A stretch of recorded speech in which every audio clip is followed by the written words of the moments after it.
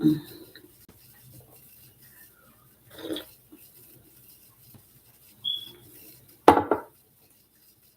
mm.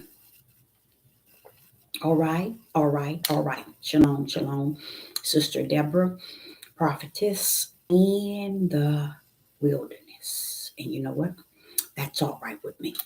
Coming again on this devil platform with another message. And I will say this is a lovely early morning, and in which the Most High Yah has made, and I, Sister Deborah, shall and I will rest therein. I'm coming live, being so the last day of what the world called 2003. So I decided I'm going to come. Uh, I was going to not come, but I was going to go live the last day of the world's uh, uh, year.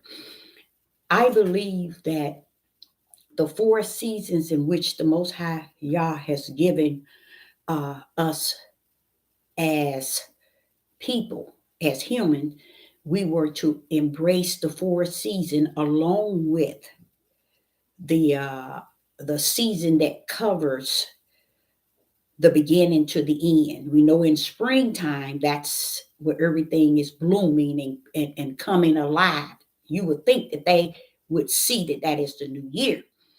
But what is happening is what has happened, not is happening, but what has happened throughout thousands and hundreds of years is they decide to flip the word of Yah into a lie. And that's where the world and those and all of us that walk therein, those that have gone, passed away, and even we today, we still walking in the lie. And the only thing about the lie is you got 99.9 that has embraced the lie, okay, and live.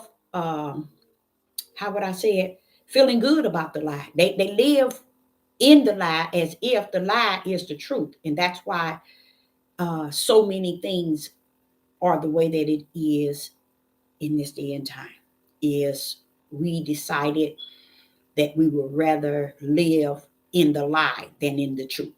So I, Sister Deborah, come today and say, this is it. This is it. This has been it, and this is it.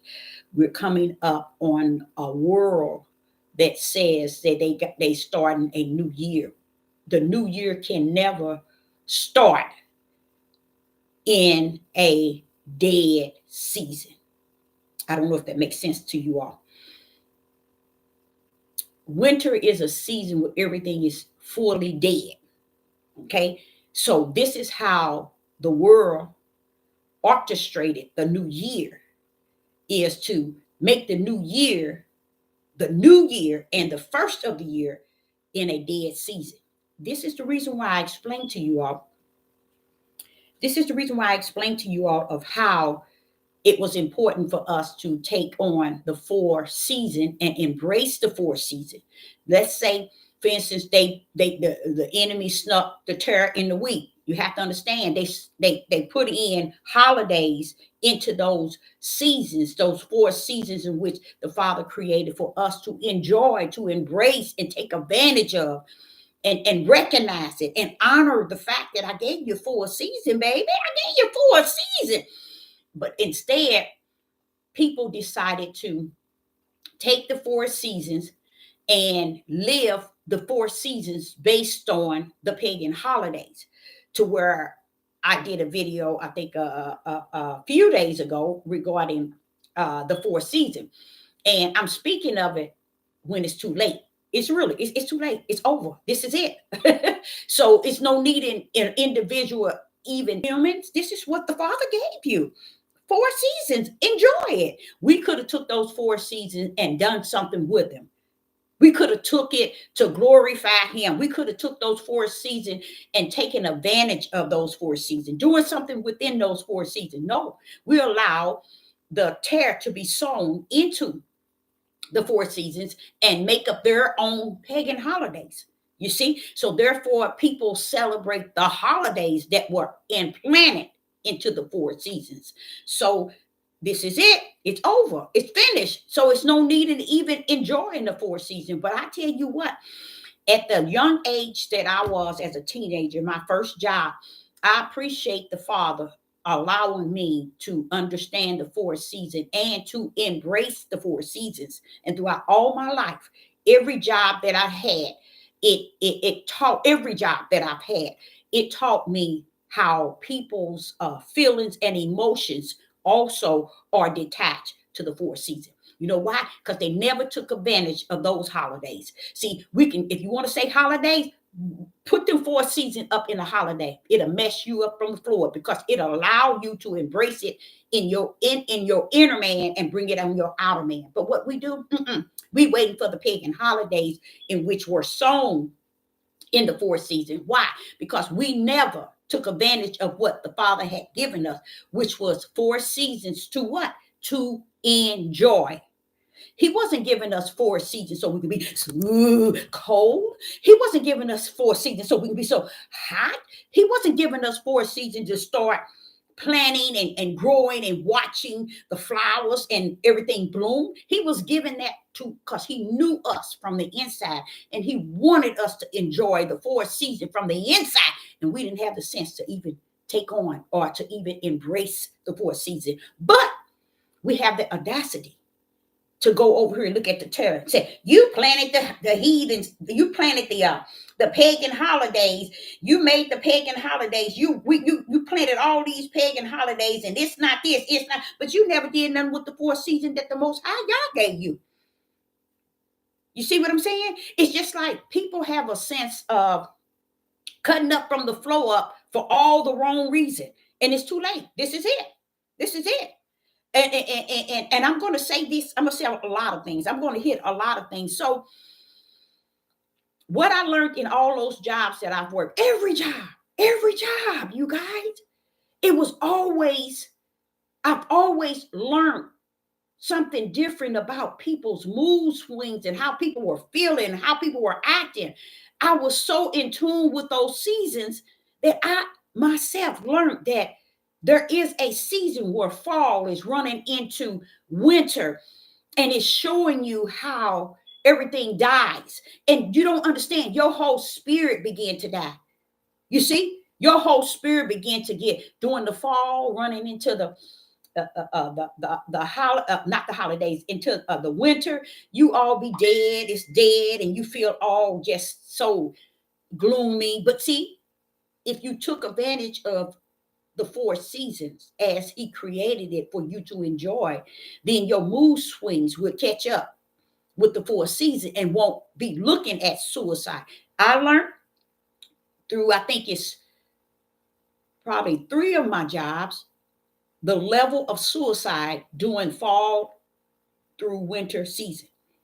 Spring, summer, no problem.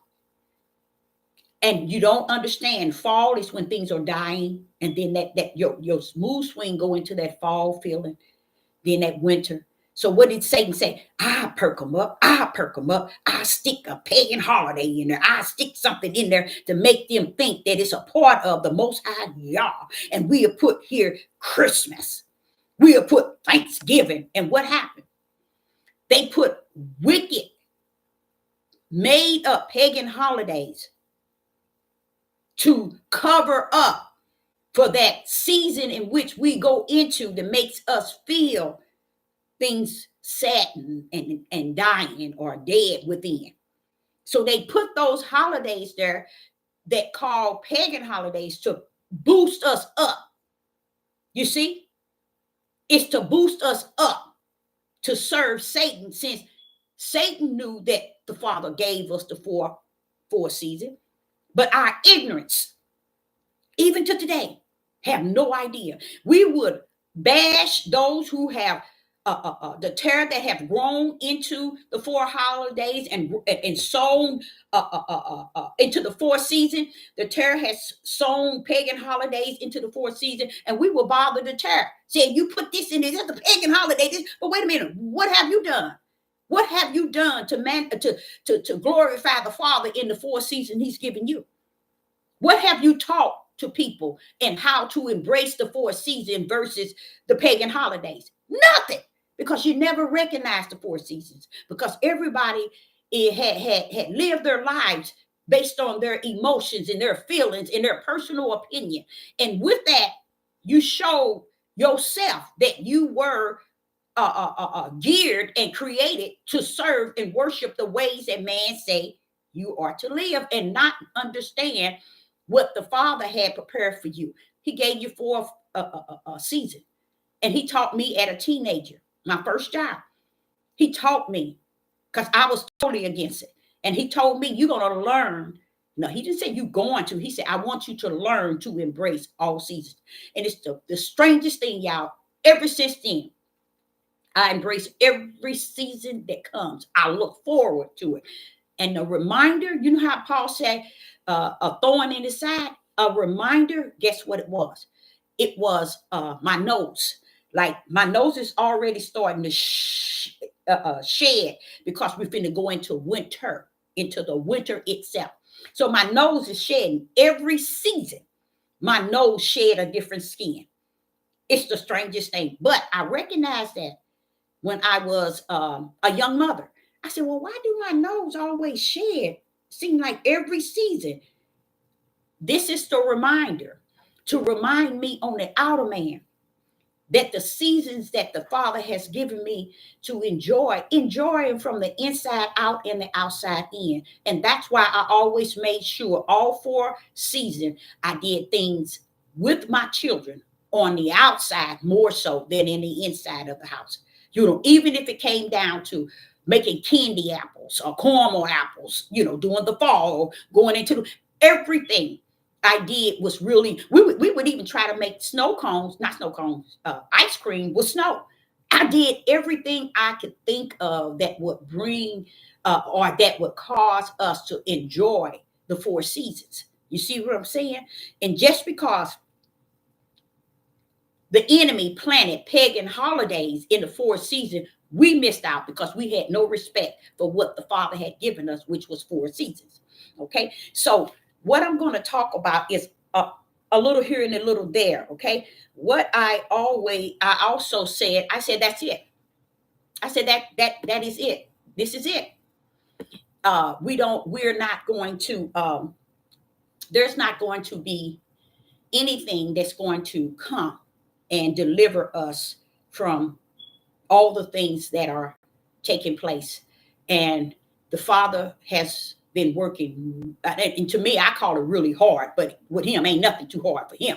But I feel like he's you working really hard with me, ain't you? Because understanding that I have 6 adult children, and working with me in a way from the inside, and preparing me on the inside to accept any choice that he has made for their lives and minds, whether it's a good feeling or a bad feeling.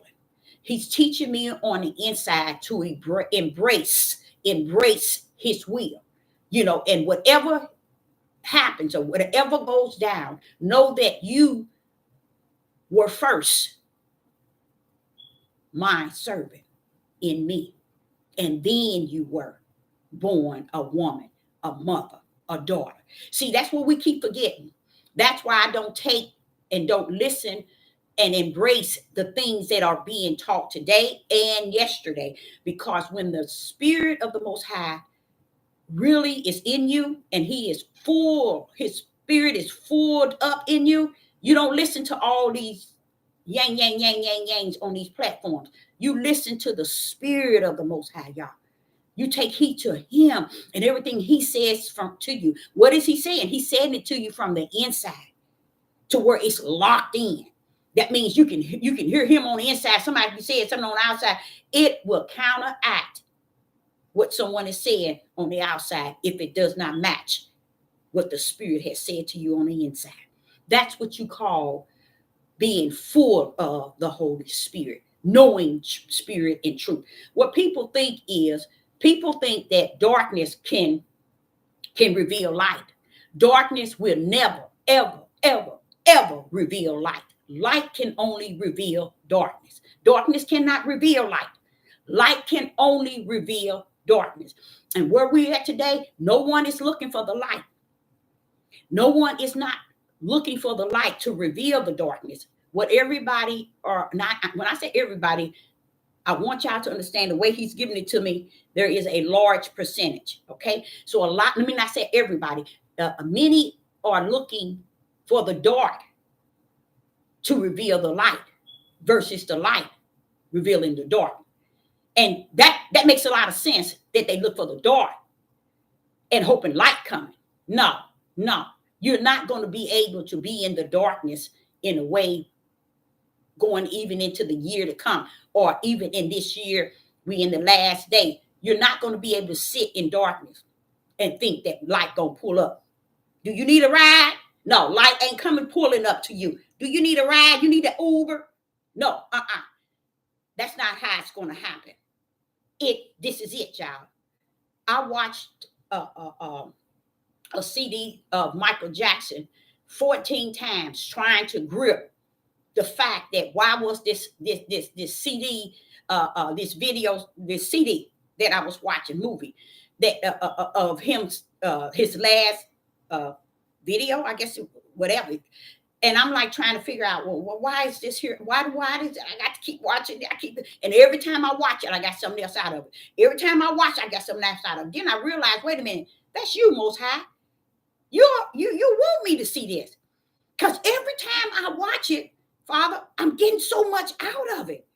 Until it was 14 times, I realized it really was it. He was saying it all the time. This is it, y'all.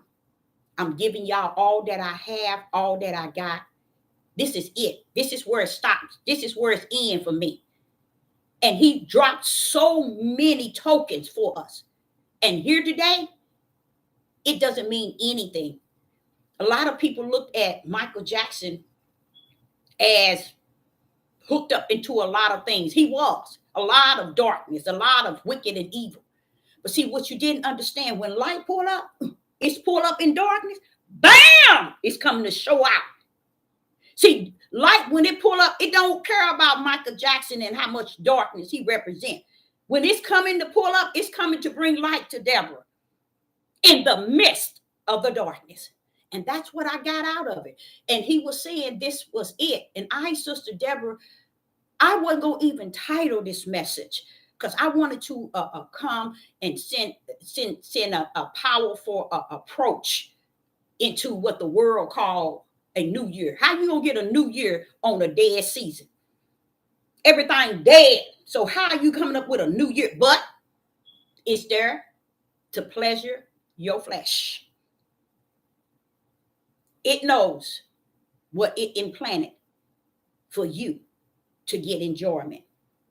Because you didn't recognize the 4 seasons. Like when I woke up this morning at 6, first thing I look outside, I said, oh, this look like a December.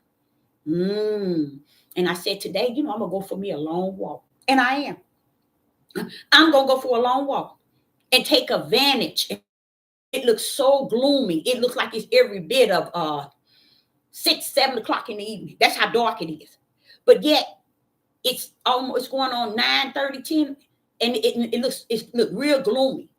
And this is what moves us. These seasons move us from the inside, and we never learned because they never taught the people in the church. They never were taught in the church that the 4 seasons had a 4 reason. The 4 season had a 4 reason to be in your life.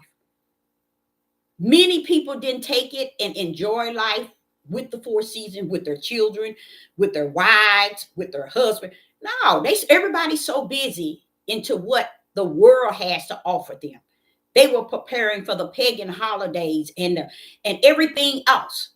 I don't want to ever interfere with the pagan holidays. I don't have anything to say against the way that the world has been orchestrating things since the beginning of time. I don't have no, because if you really want to go there, let me tell you something. They have always implanted the terror among the weak. since the beginning of time. So implanting pagan holidays don't move me, don't groove me. Sister Deborah is still gonna run this race because the people don't understand. We are so caught up we are so caught up from the floor up about all these things that don't matter, to where we don't see what we should be concerned or wanting to know about. We don't care about that. We only care about chaos. And I noticed the tribe in which I was born in is Judah, and melanated, as you can see. But it's a people that I don't think it's no one worse than Judah on the face of the earth. I really don't. I really don't. And all the reason is coming the route of spirit. You see, when I route this thing spirit, the Father knew who these other people were. He even knew who Judah was in spite of how Judah treated him. You see, that's what makes Judah and the house of Israel worse. Because you got the opportunity to be chosen by the Creator to be children of his seeds.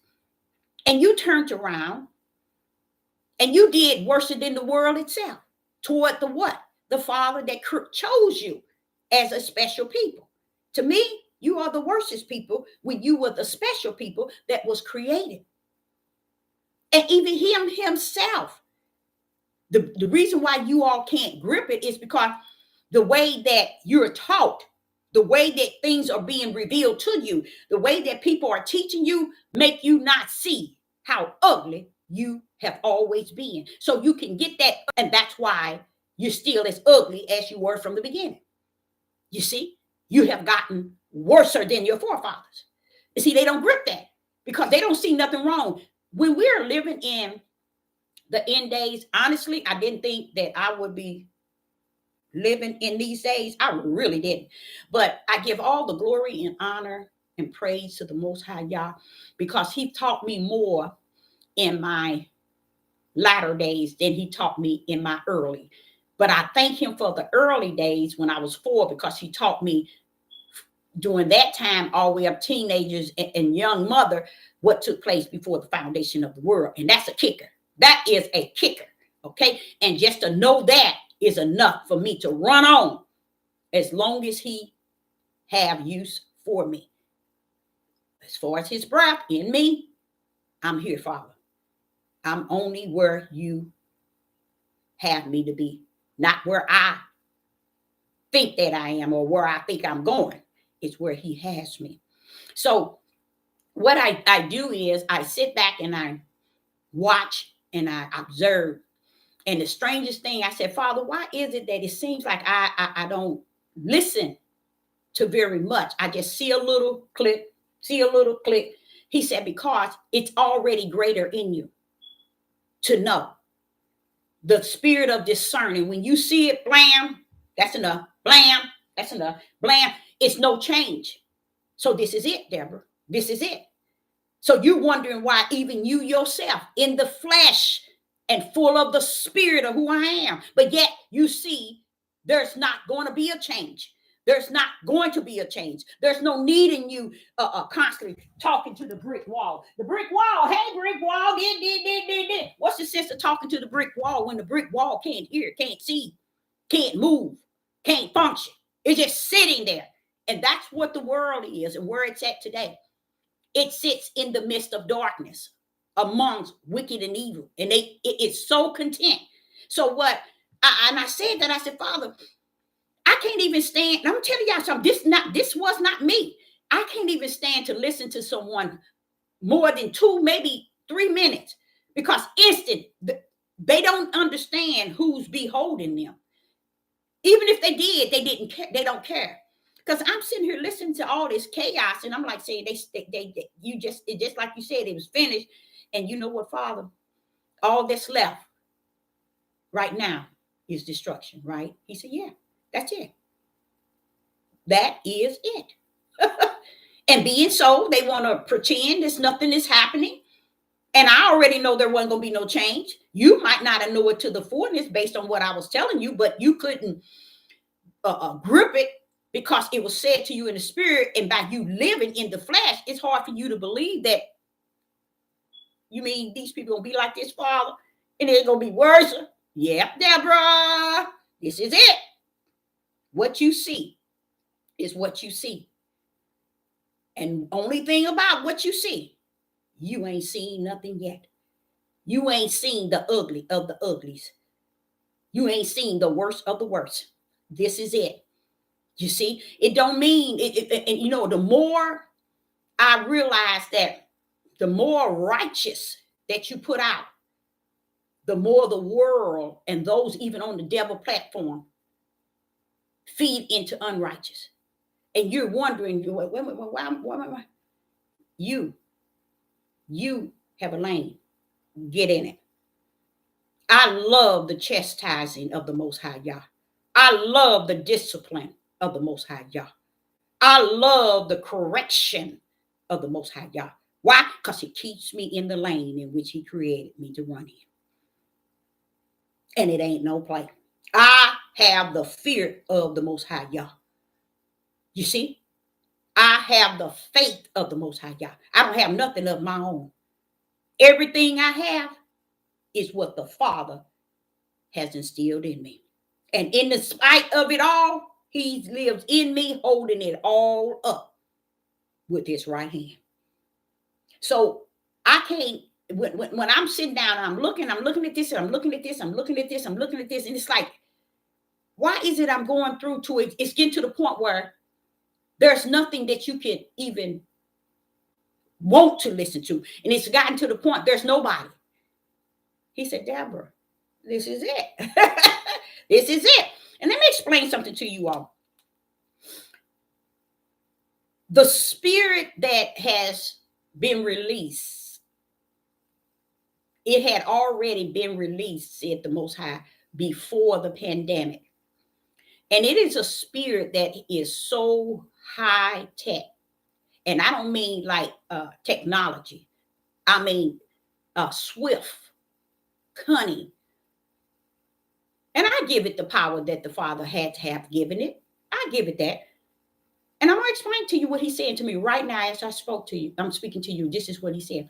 He said, Deborah, it ain't no different than when I sent the angels to open up the bottomless pit from Revelation 1 all the way to the end. How about that? See, all this 4 horses and all this, no one ever sees the wrath of the Father coming up and pulling up. No one can see that right hand power pulling up, cutting up. They can't see it because they so in tune with the ways of Satan. They can't see the purpose of Yah cutting up from the floor. So this is why people are not paying attention to tribulation that is already taking place. Judgment of the Father, the wrath of Yah, the fire that's on the earth. The judgment is already on earth. This is why they can't see it. It's because they ran so close to Satan's bosom. And I can't really say like Satan's bosom, because even Satan himself already know that he's already set. It is written. This is the lane. This is the lane you run in, and bro, you are limited. Okay, I stay in my lane. Satan knows that already. I realized all this time I thought that Satan was making these people and making people do the things that they're doing. That's why he never wanted us to understand, wanted us to think that Satan, he wanted us to understand we were our own worst enemy. He never did say, Satan, your worst enemy. He said, you are your own worst enemy, because we never recognized that we were spirit and we were flesh. You know, we never recognized, we never sat down and said, okay, wait a minute, I'm spirit and I'm flesh. And he says, he wants us to understand, you have to let your spirit have dominion over your flesh. You don't have to know more. This is it, y'all. It's over. Okay. But he was saying that because you were Satan's seed, I turned you over to Satan. Okay. When you were in your mother's womb, you were already assigned to be the seed of Satan. You see? So you yourself Satan don't have to tell you to turn left or turn right. You were created to do or be in the favor of Satan. That's how Adam and Eve was in the garden. And the Father showed me something when I was in my study before I came on, went live. He told me something that blew my mind. I was like, is it ever going to be an end? Nope, there's not. This is it, Deborah. This is it. He shared something with me. I'm going to share it with you all. But let me show you. He was explaining to me that he laid the foundation and made everything assured that we be able to look at it, read it in the flesh, but hope that the Spirit would give us closure.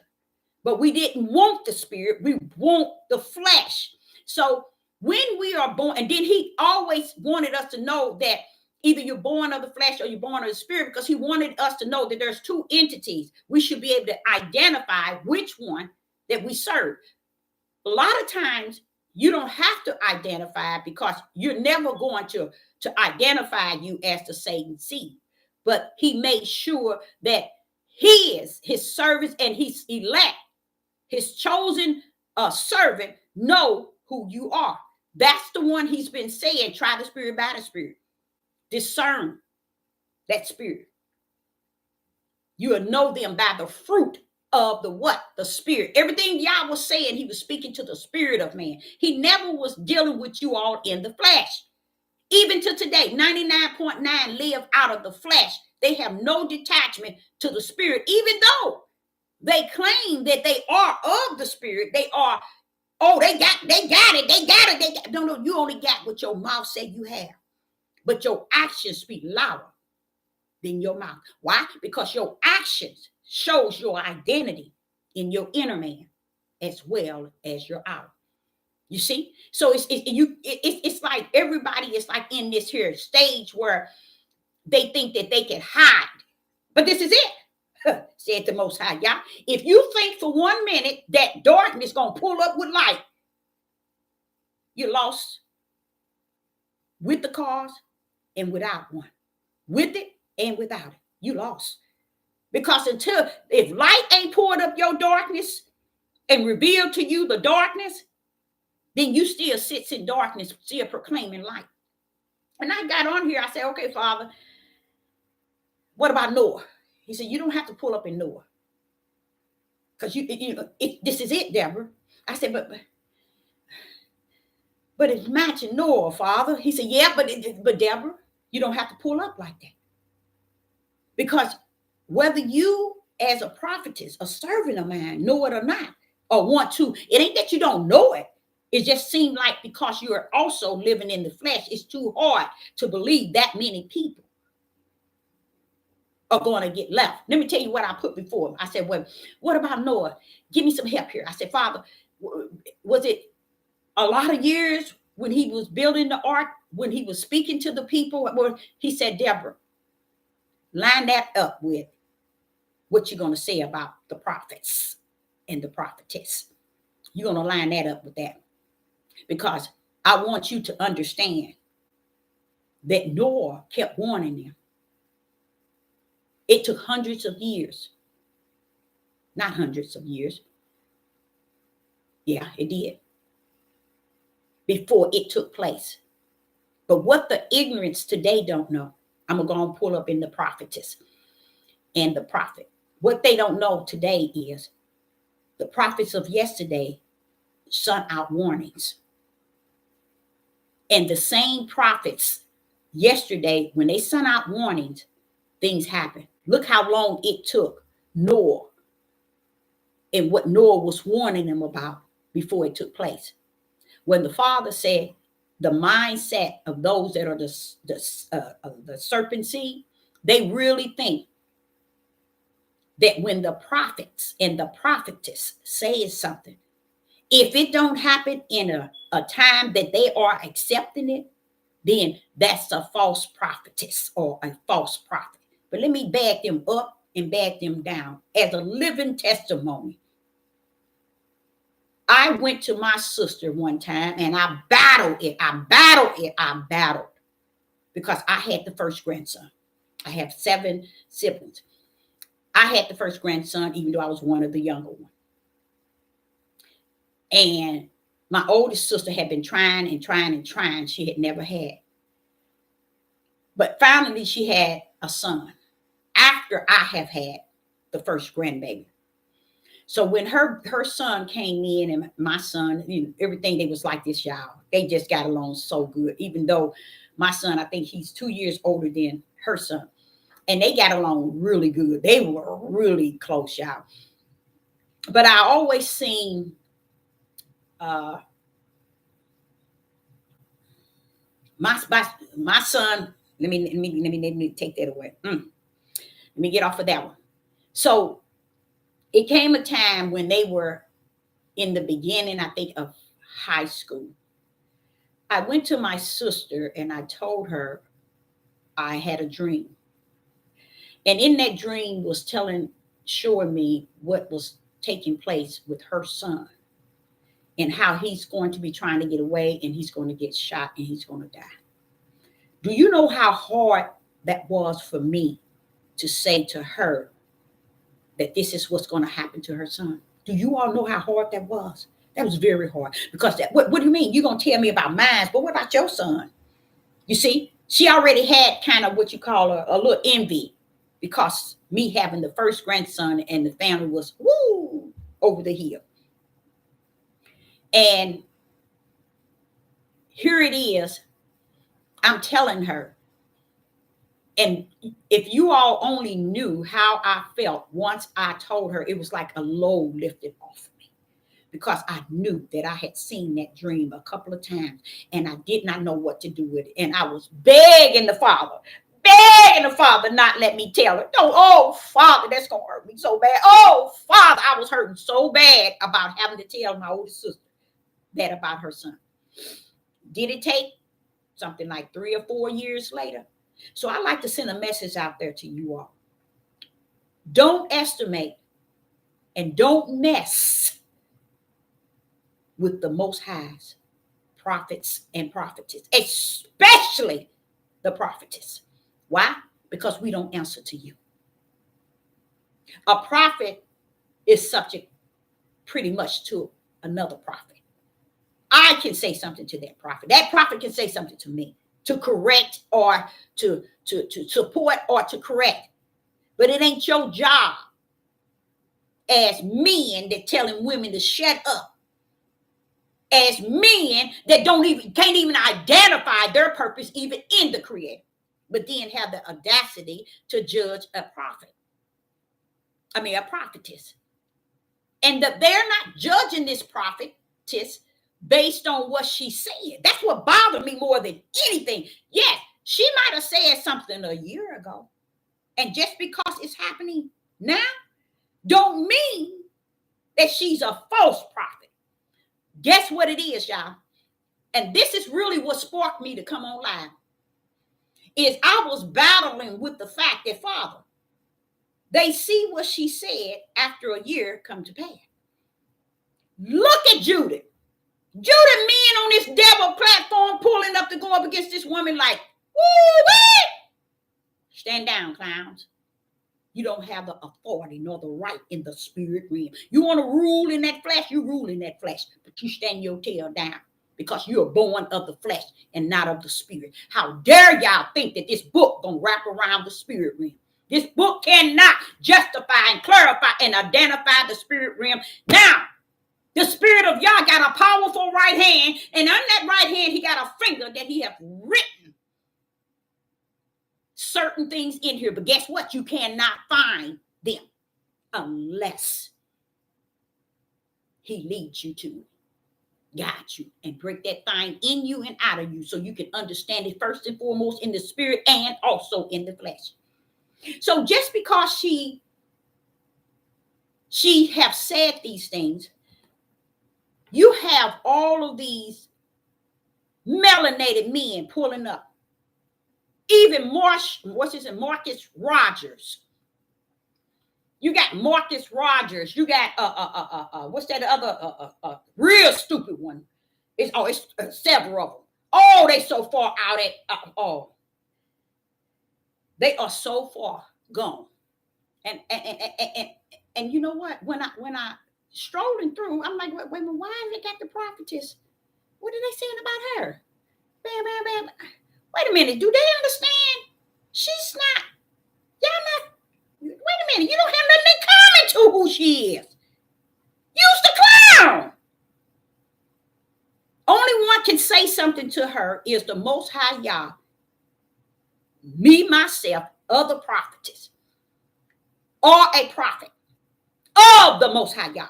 And when they say something, they better come the route of spiritual and not of their flesh. You see? I mean, I said, Father, click. I clicked off of them. Go to the next one, here go another one. Go to the next one, here go another one. Then you already got these heathens already start to roar at her in the last 3 months. What are you roaring for? What's going on? Because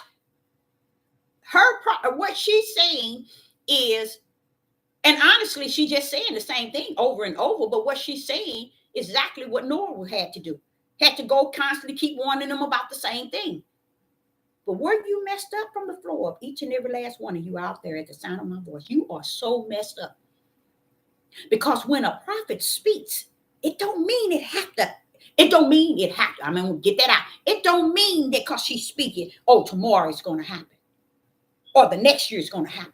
You better stand your clown tails down and understand the Most High's prophetess speaks what he gives them.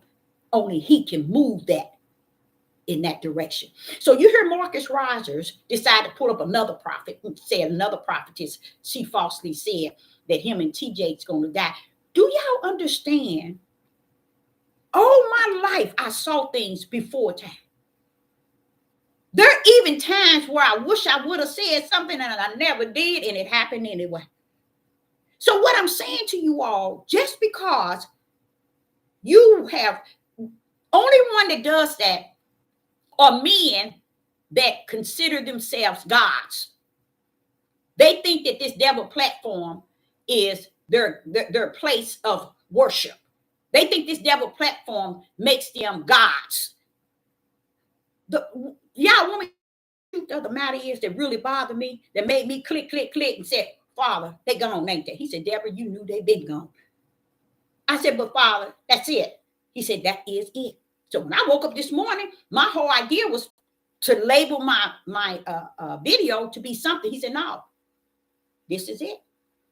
And I'm like, how is it that they're making all these videos about this prophetess? Look like they in the slow lane. Slow lane.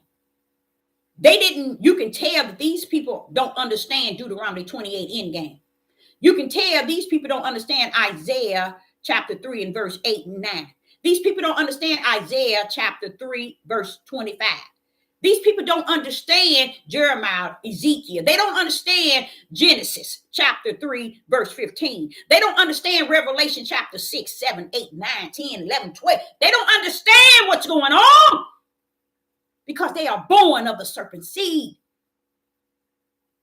And they are out here in darkness trying to make light of what they know.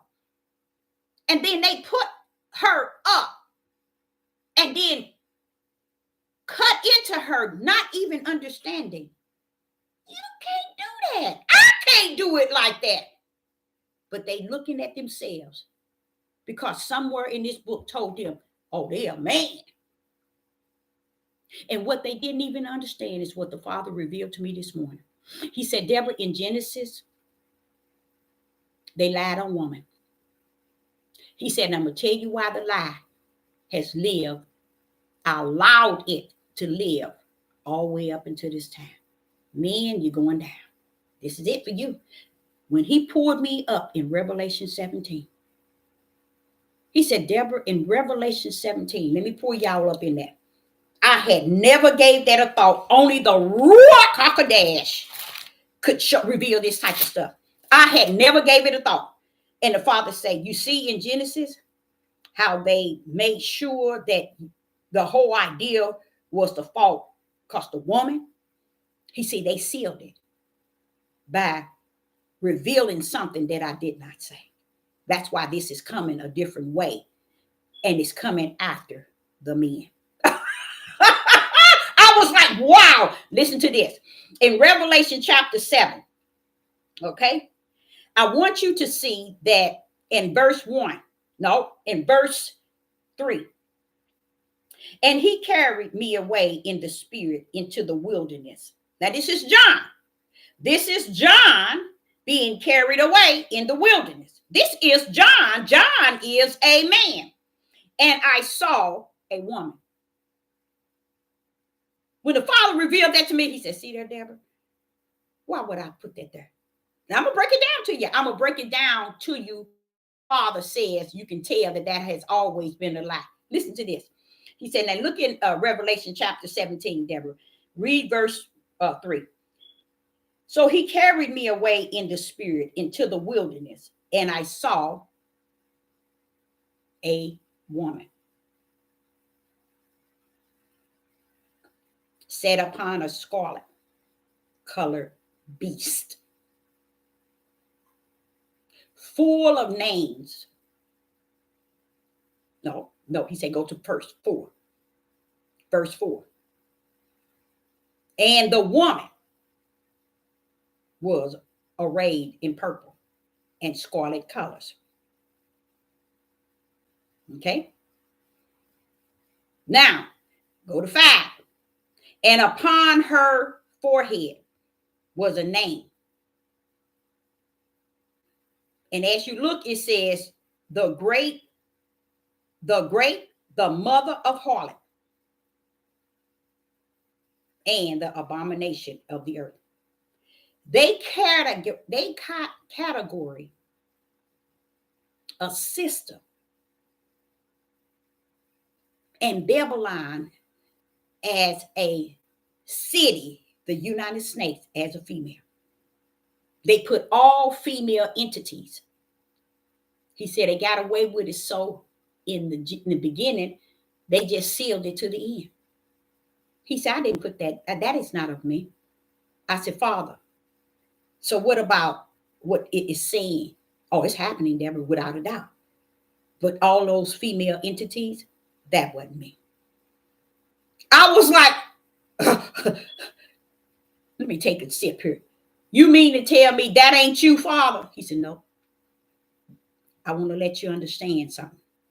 Ain't nobody made this world the way that it is outside of me. That's why James Brown was saying this is a man's world. So when I'm speaking of Babylon and this merchant, when you look out at Babylon, you see men running Babylon. When you look out at Russia, you see men running Russia. When you look out at China, you see men running China. When you look out at Germany, you see men. When you look out at France, you see men. When you look at British, you see men. So how is it that I'm going to bring something down with all female entity? And it has nothing to do with the earth as far as the ground. You know how the ground bring forth? He said, but this what these bringing forth all the evil things in the world, and they labor it as she. And it's their fault. When they fighting these wars and all this stuff that's going. Wait a minute. Let's pull up with prisons. You open up a prison, you don't have 1 million men in the prison. You might have 500 women on this side. So wait a minute. Who's out here doing what? He says, see, they used a female entity from the beginning to the end. And it's all been a lie. But it ain't going to stop me from bringing what I know it is down. He was just showing that to me. He said, look at everything. And then he went to 7. He said, look at it. He said, the mystery of the woman and of the beast. Now listen to this. Then in verse 6, it says, and I saw the woman drunken with the blood of the saints. Wait a minute. Hold up. Then he said, go down to verse 9. The woman that sitting. You see? And then he went on to where's the other one? Then he went to verse where is it at? Where's it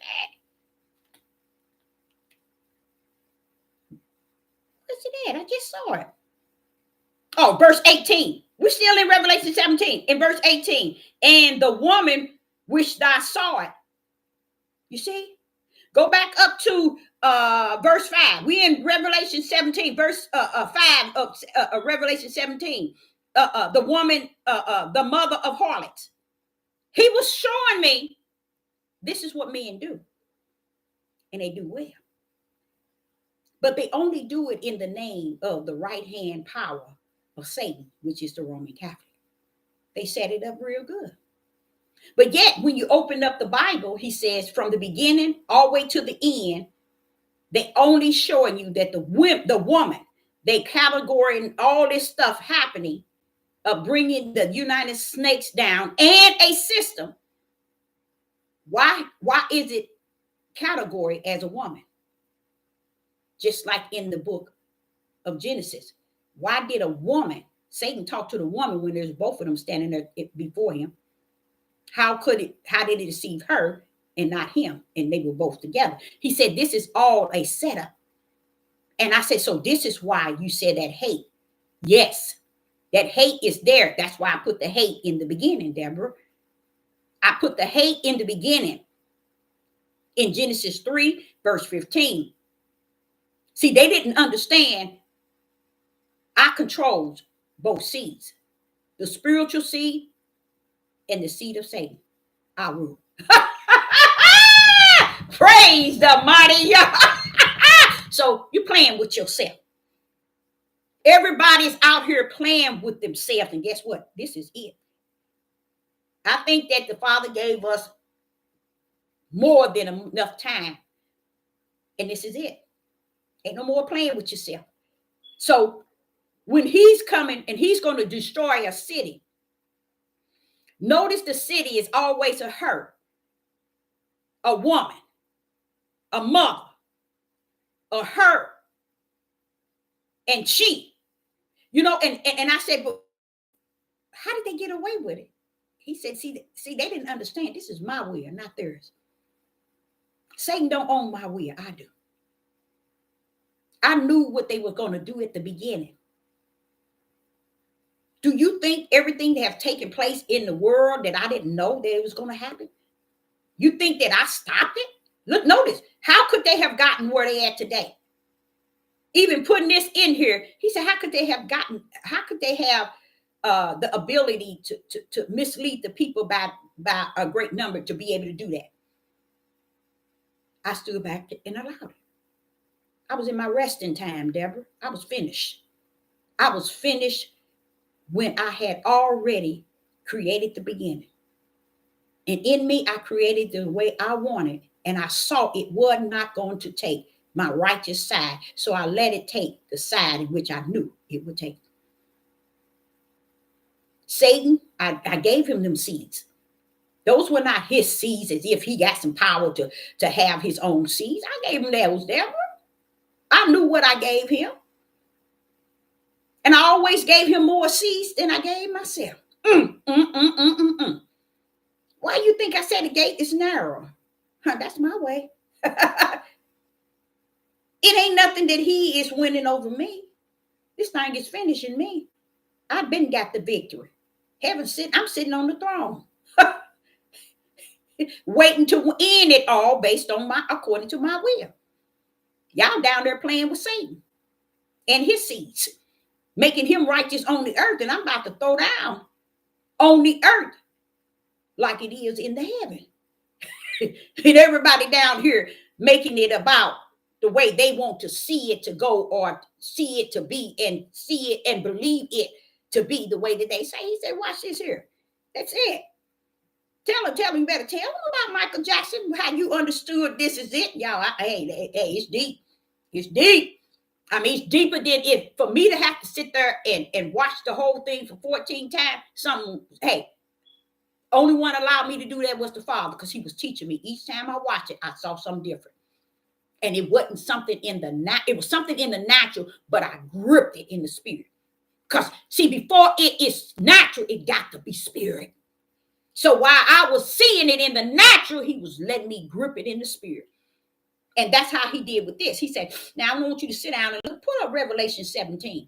Look how they got woman in there. They got woman just showing her up and down. Look at the whole Revelation 7. The whole Revelation 7.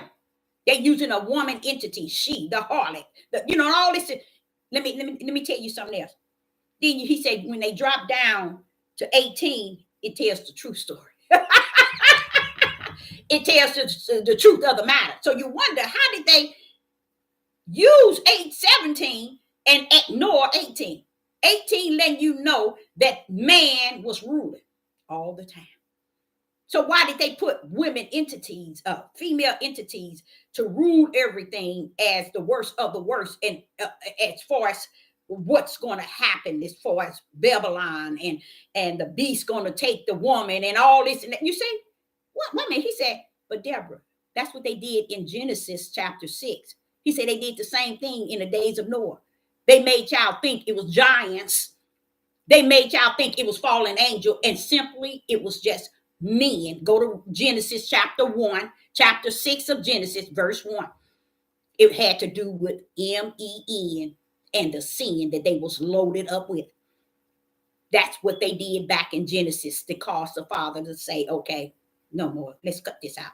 Even the sons of y'all got caught up with y'all. Bam, I got to cut it out. And he cut that mess out. Ended. But when you read Genesis chapter 1, Genesis chapter 6, and verse 1, it tells the whole story. It sits it and lay it all out for you to see. But what happened? It's not about seeing. It's not about seeing. It's the level of how wicked it has gotten. And now this is it. And this is it means this is it. It really means that there's no more. There's going to be no more warning as far as him saying, when, okay, prophet, go and tell them this. Go tell them this. It's going to be, no.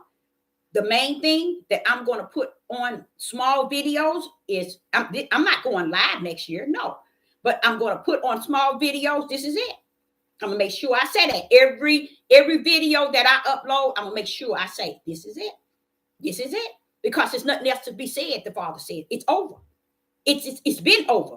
But this is it, because we're really living in a time where it has never been. We are seeing things, and things are chaotic, and things are taking place, and everybody looking at it as good. This prophetess that had mentioned something about T.D. Jakes, and she mentioned this a year ago. And because it's taking place, how he's falling, then now all of these melanated men are coming up, going up against her. Y'all know why? Not one person knows why. Not one person can actually say or understand why is this happening. The reason why it's happening is because too many people are listening to her. She's getting 60 and 70K a day on her messages. And they don't like that. That's going to the melanated men. They don't like it. Marcus Rogers, he's fired up. He even went and picked up another prophet to go to make sure that they bash the prophetess. The worst thing they can do on the face of the earth is go after the prophetess. And when they go after the prophetess, if the male prophets don't pull up on them and climb on top of them and shoot them down, lay them flat, then it shows you that in Judah, there's no prophets, meaning there's no male prophets out there. Because the moment that the prophetess speak the word, then the backup got to come from the male prophet, letting them understand you ain't got no business stepping into the prophetess unless you know that you are a prophet. And if you are a prophet, you will not be stepping into it the way that you are. And see, what people don't understand about these men shooting these prophetess down today, it has nothing to do with, this is what they use it. You're not supposed to speak. A woman not supposed to exert herself or whatever they say over a man. Y'all, that's trash. A flesh of a man said it. How can the flesh of a man outweigh the heaven's choice of his power? How can the flesh of a man override the power of the Father's right hand. Somebody needs to let me know about that. How can the flesh of man override the power of the Father's right hand? Can't be done. Cannot be done. How is it being done? I can't explain it because it is being done. It's taking place. It is overpowering. It is overpowering for a reason, because this is it.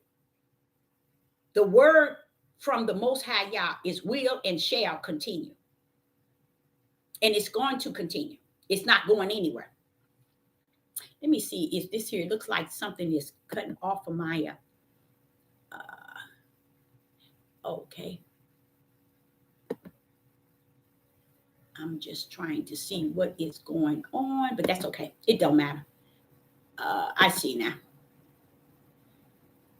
Okay, I see. But it's a sad thing.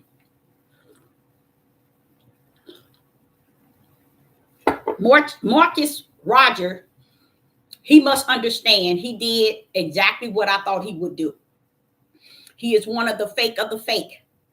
And all of these other so-called men, melanated men that have been on this devil platform, they are so fierce. These melanated men are so fierce because this lady is grabbing more subscribers and likes than they are.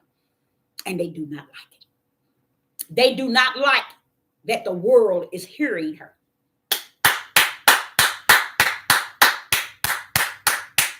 They do not like the idea that the world is listening to her and hearing her and giving her the prompts. Now they're pulling up, especially Marcus Rogers. He don't see nothing T.D. Jakes is doing, because remember, it shows you he was trying to get T.D. Jakes to connect to him so him and T.D. Jakes can talk. So Marcus Rogers was trying to get money and really out of T.D. Jakes for him, his family, and his church. He don't understand everybody. Too many. There's no men that actually know anything about that. But this is what Marcus Rogers was about. He was trying to get, he tried to get anybody that's supposed to so-called famous. He always trying to get in good with them so that they can touch base with him, because he's really trying to sneak, really trying to get their dollars. That's really what he's doing. So he was known to be one that would come behind T.D. Jakes and kept pleading for T.D. Jakes to connect to him. Oh, he has been pleading. He pleaded for Kanye West to just pleading to touch base with him. Now he's going against the prophet because she said something about T.D. Jakes. So that shows you where he's at. You see, why are you over in something like this that T.D. Jakes is doing and the prophet spoke it a year ago?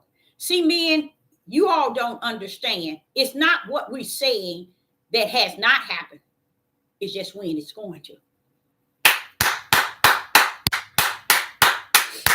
A prophetess is to speak the power of the word that Yah gives. And you won't find those words that the prophetess speak in this book.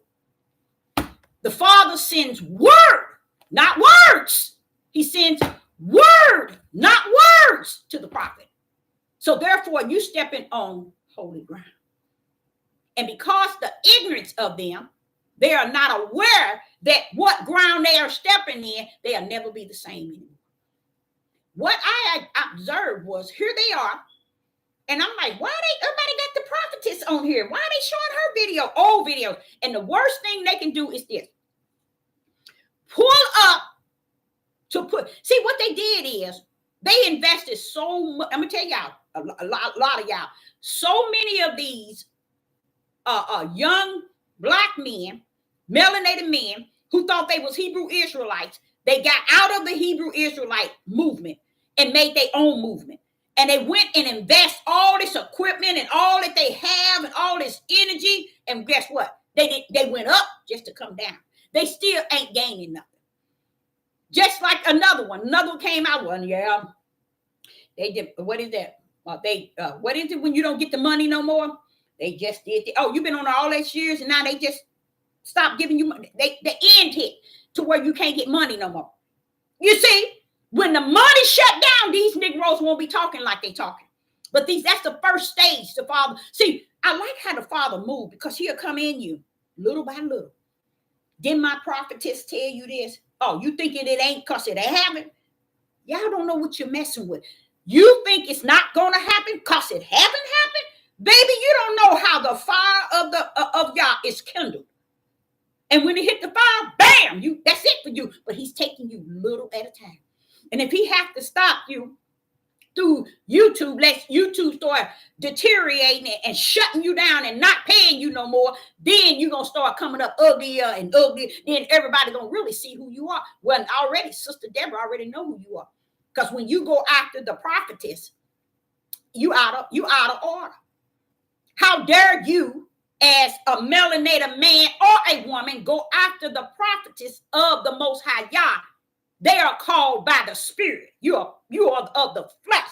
How dare you speak against that which is of the Spirit? How dare you know the calling of he that is called in the Spirit? How dare you to know when you are the flesh? How could the flesh? It's like darkness telling light, we don't need you. It's like darkness telling light, you are worthless. It's like darkness telling light, you are useless.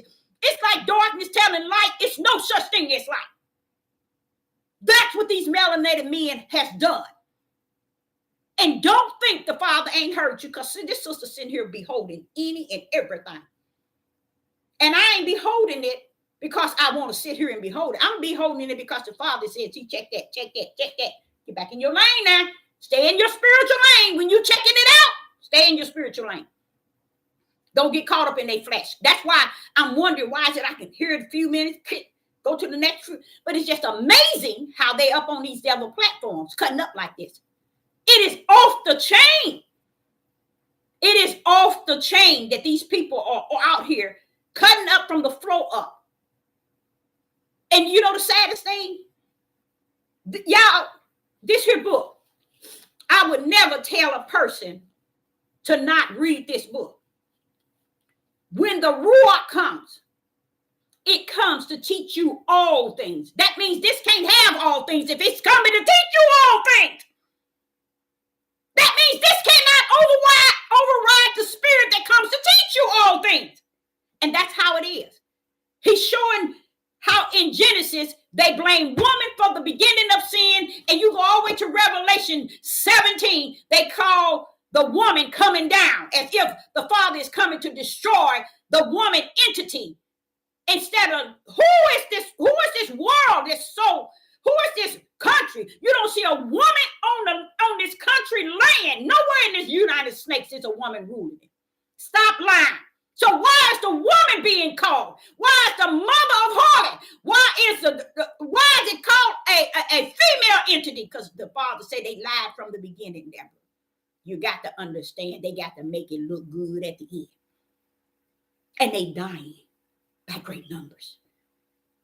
And he was showing me the death of them is going by great numbers, and neither one can see it because the horses is cutting up from the floor up and they can't see them. And it is the truth. And I said, but this. He said, but Deborah, didn't I send them horses? And what I learned, y'all, the horse is not going to do a job and then come back. See, I didn't know that. I thought, okay, when we hit into Revelation, they come out, do their things, bam, then another one, a plague or a part of the tribulation, bam, then another one. He said, no, Deborah. Revelation 6, those 4 horses going to remain to the end. I said, so this is why you see all of yes. I'm like saying, wait a minute, you mean? And then he told me it's not going to be in order the way this has category. It's going to be all over the place. And it's going the reason why it's going to be all over the place is because the way they said it, they smeared it after it was in order. They took the papers, rewrote everything the way that they want to manipulate you. So as time go on, I have learned, and that's why I tell y'all, I always tell y'all, I learn every day. I thank the Most High. I learn every day. And I think for you to be able to learn from the Most High y'all every day, you have to be a child. You have to be a saint. You have to be the church. You have to be the chosen. You have to be his servant. Because why would he teach you every day in the spirit realm? Because somewhere along the line, not only is it going to end here for me, I'm going somewhere, y'all. Because when I hear them speaking to this prophetess like this, that's to me is an error. That's an error, but that's the error that has existed since the beginning of time. These melanated young men be talking about women are not to speak. You ain't called to speak, Satan. You darkness. You're not supposed to speak to light. How about that? How about that? What are you talking? Darkness, you're not supposed to be saying a word to light. How about that? How about that? Have you ever noticed that? Now, how are you going to categorize his light to be a male or a female? Come up with that. And I'd say to you, men that's out here going up against that prophetess, I say unto you, how dare you speak to the light? And because you spoke out of order, you ain't seen nothing yet.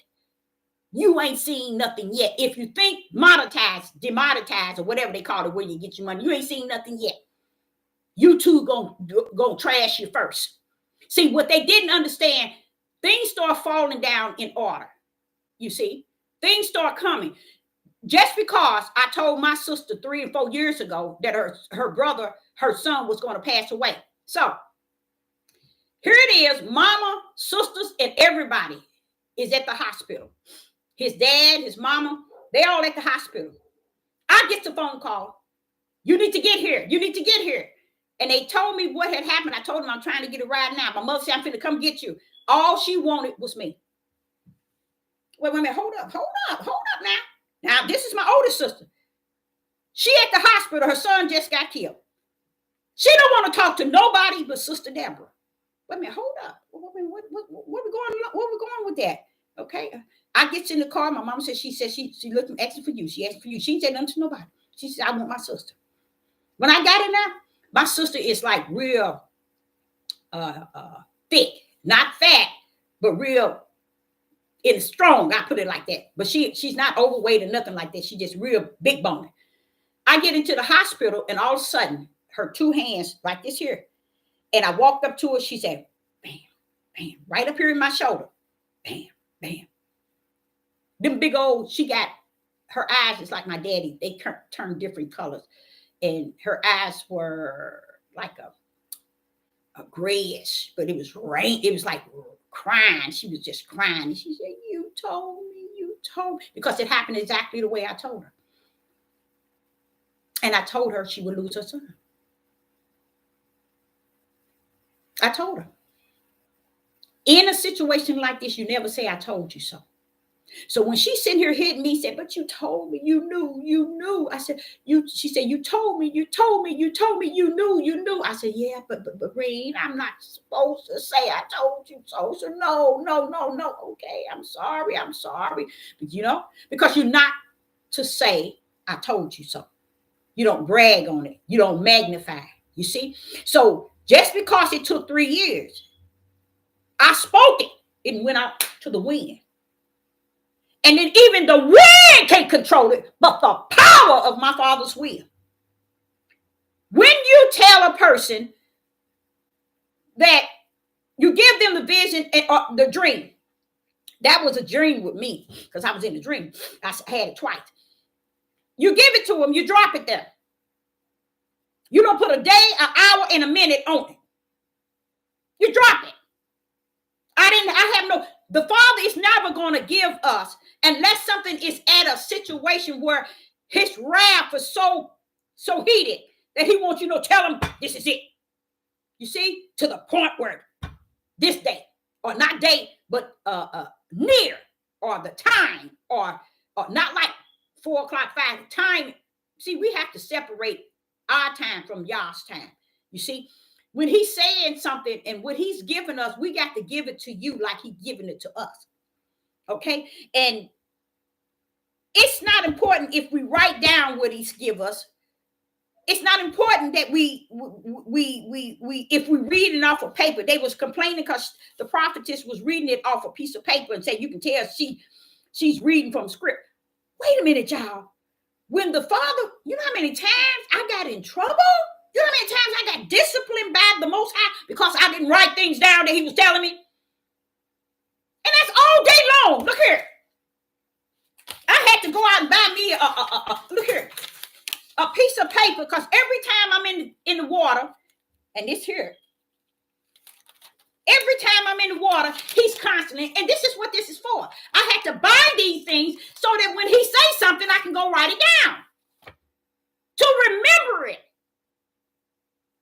Because when he's loading you up in this day and time, that's a warning. Danger is at hand. Because I'm trying to tell you, say this, say this, say this, warn this, warn this. And everybody walking around eating like a feast. Everybody, just like he said, they're going to be feasting. Feasting is representing you're going to be having a good time. Drinking, having a good time, saying ain't nothing going to happen. She just running her mouth. Oh, ain't nothing. And that's where everybody is at today from the standpoint of this prophet. So they are ridiculing this lady, this young lady, because she's getting 60K. 65, 70K a video. They don't like that. Ooh, yeah. So the father said, Deborah, do you really think that's about the prophetess? He said, ain't got nothing to do about the prophetess. It's what they done lost. They don't have. They don't get. And that's what they going after. They going to tear her down because of what she has. Then you see a couple of other melanated men coming up, ridiculing others from going after her. Oh, yes, you got something that gonna come up. And those that's coming up, let me tell you something. For them to pull up like that, this is what I call real men. I call them real men because the way they doing it, they pulling up and trying to teach that thing in the proper contents. And they not teaching it as if she's not a prophetess. They teaching it, hey, she's a prophetess. She said it. Here, take what she say. Sit y'all tails down. But see, these men are pulling up because they demonetized. I think they've been taken away. YouTube then struck them, knocked them down, knocked them out. YouTube then dug a grave for them. So they mad at her because she's pulling up with 60K, 61K. Now with me, I've heard this individual. I do not find time to really listen to this individual because it's a length of time of what the father gave her years ago. You see what I'm saying? And with me, I'm in today. Yesterday is okay too, but not years and years and years ago. So until she do something that the father say step into her or say, then I can't move. I can't go over in where he called her and tell her you saying those things that you wrote that he gave you 2 or 3 years. It don't matter. That's the work of the Yah with her. That's like I tell y'all about Christians. Y'all been up even about the Christians.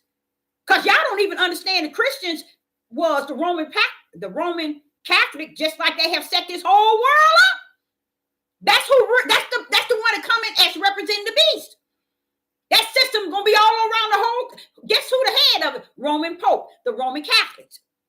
They use the Christians as a shield, but their intent was to destroy the Christians because this is the Christians. Inside the Christians are some that do believe in the Most High Yah. You see? And this here, they figure if they kill all the Christians, then they're going to kill the ones that do believe. See, that's why I say y'all just like us. I look at us as the tribe of Judah, the whole house of Israel. Here go the whole house of Israel. Why is it that the Father is only coming to get the spiritual Israel out of Israel? Because the whole Israel ain't worth a dime. That's how the Christians are, you guys. 90% of the Christians are robots to the Roman Catholics because they have been the shield for the Roman Catholic, which why the beast is coming. The other 10%, they believe. They have the faith and they believe. What is that faith and believe? That's a brand from heaven. Heaven had branded them already before the foundation of the world with belief and faith. They're back home already while y'all clowning. Because you don't listen to those that Yah has sent, and you listen to those that flesh have sent and made themselves who they say they are, then this is what happens. You eat dirt all your life. That's what he meant when he was saying in Hosea. They perish. That means they getting their tail. They dying, Deborah. And the death that they die is eternal lake of fire. Because they reject truth. Well, who's giving truth? Those that I sent. They took on the world.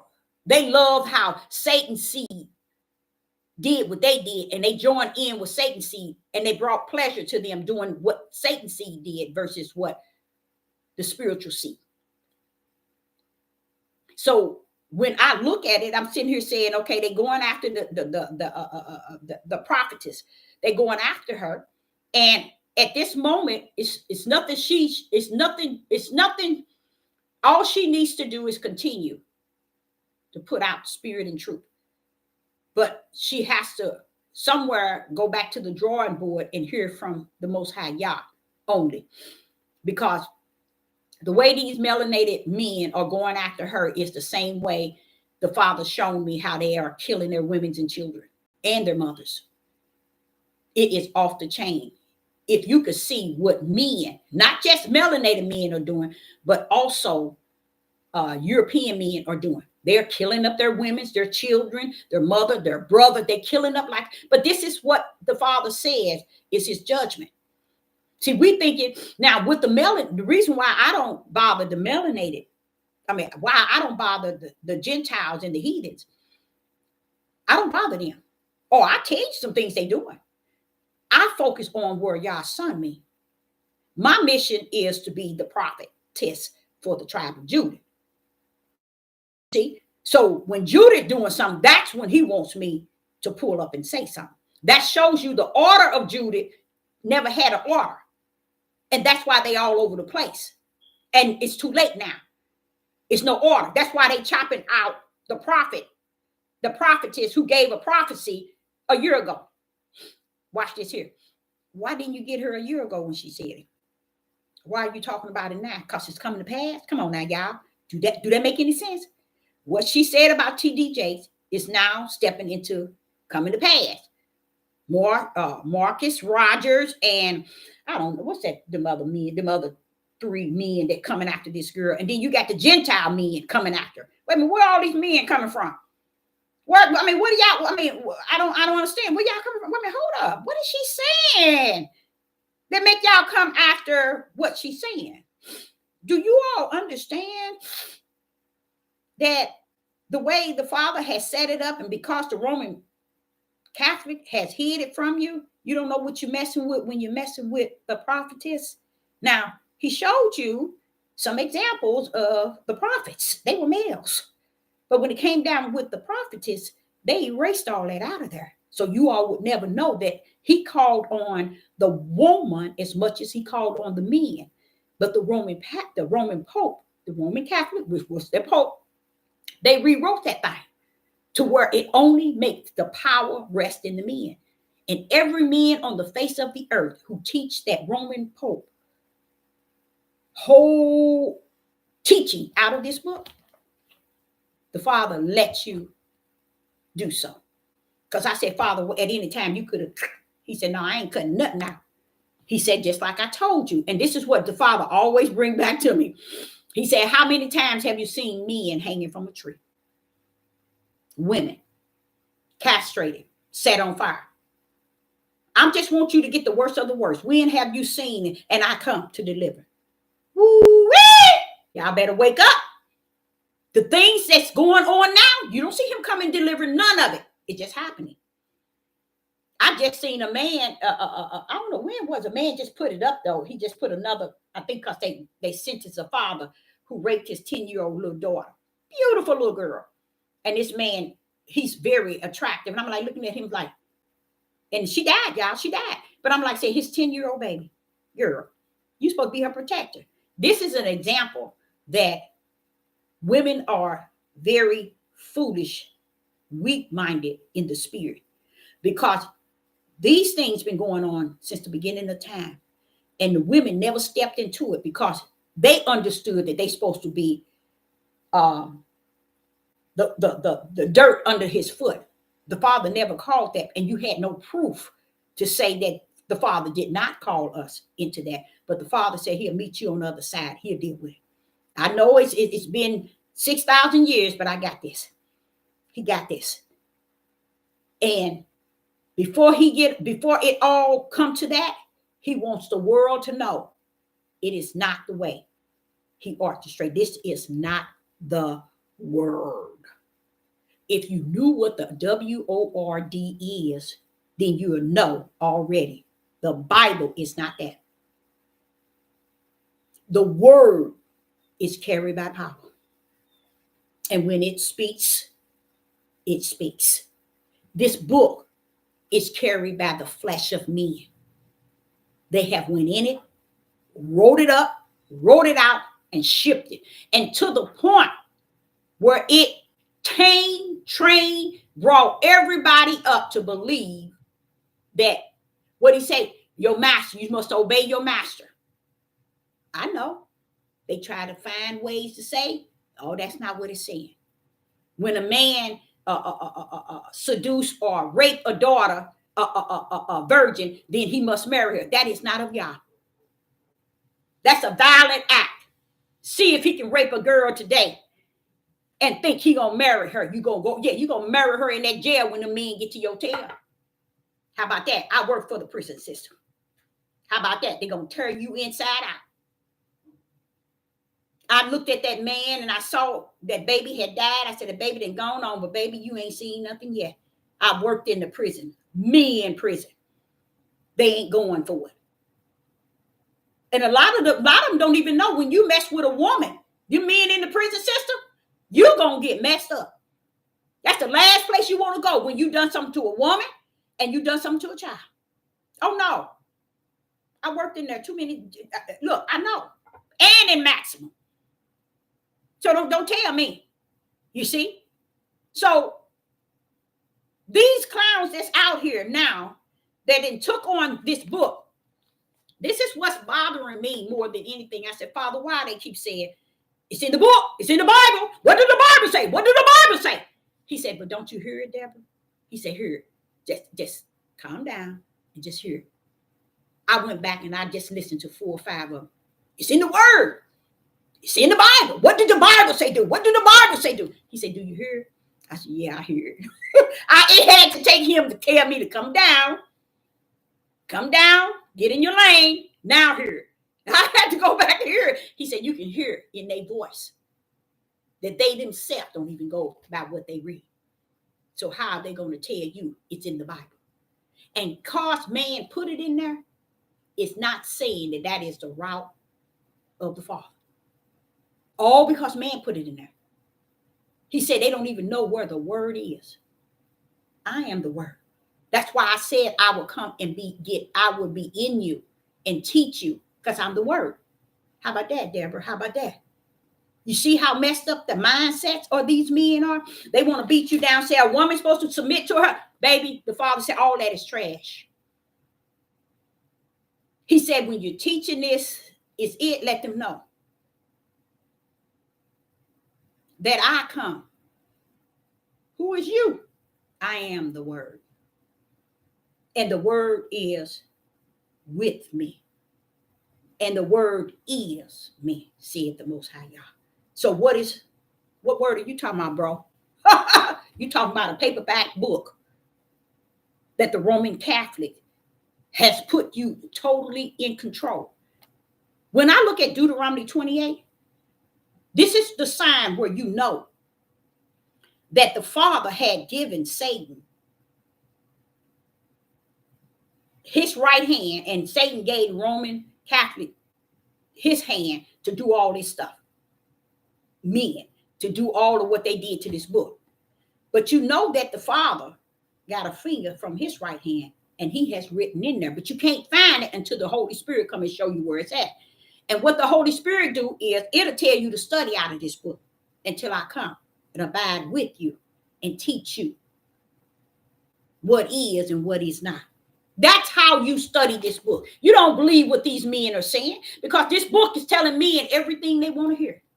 And all of it is wicked and evil. All this stuff is wicked and evil. A woman is not supposed to speak. Wait a minute, hold up. We're going to take Paul at what he says and then put the word commandment. Wait a minute, hold up. How are you going to take what Paul said? And I don't think Paul said that. I believe the Roman Pope put it in there so women can always be under the foot of man. They didn't even allow her to come waist to waist. They didn't let her come halfway. They put the woman all the way under the feet. So all these men that been raped by their fathers and their uncles and their grandfathers, they'll come out and say, I blame mama. Why did you blame mama? Because she should have protected me. Wait a minute. Isn't that out of order? Why did daddy do it? He's supposed to be to protect everybody in the house. You see how messed up it is, child? These men would take, if you had to get 100 men, every last one of them would tell you they blame mama. Because mama knew daddy was doing it. Mama knew granddaddy was doing it. Mama knew her brother was doing that to them. Mama knew that they were doing that to them. And she said nothing. You know why? It's the way they started it in the beginning. They put man on a pedestal. And he needed to be on that pedestal. Let me explain that. Man needed to be on the pedestal. What do you mean, Deborah? He needed to be there. What do you mean, Deborah? He needed to be there. That's why this world is where it's at. Because where man was. So if woman was under his feet, that shows you why the world the way it is. Because it's been ran by man. Now, do that make any sense? And if the woman the one brought in sin, and she was put under the feet of man, then how is it the world is in the condition that it is? You can't blame women. You see, it just messed up. It don't make sense. But that's the way they have orchestrated it. And then when they did that like that, it was the Father letting Satan get his and do as they please. And they did it. They did it. And I was saying, I wrote on one of my things, they did a great job. They did it. Because here at the end, Revelation 17, the woman is a harlot. woman. I said, Father, you mean? He said, he told me to go to Revelation chapter 17. I went to Revelation chapter 17. I said, everything in here is about a woman. He said, you see that? That's why I want you to see. You know why they put that in there? It's because they put the one in the beginning. When Eve was tempted. That's why I created man first. He was the one. But because Eve came secondary, they used her as the one. It was always him. The order never was given to her, and it wasn't her. It was always given to him. And he was justified and identified as the one that was done by the woman, even to the point where they got it where he said to the Father, that woman, never owning up to what? Disobeying that commandment. Woman. Same thing in Revelation 17. All that is about a woman. All that is about a woman. I sit back and then he told me, I'm going to tell y'all something else he said. He said, Deborah, you already knew this, but you notice in Revelation 17, it speaks of a purple. It used to be a day that you couldn't get men to wear purple. But all the famous men and women, that's all you see them with is purple. The purple is detached. You know how the Bloods and the Crips, when purple is detached to Satan, 100. So it's even in Revelation 17, the purple and the scarlet. The scarlet is like a real red. But the purple is Satan's turf.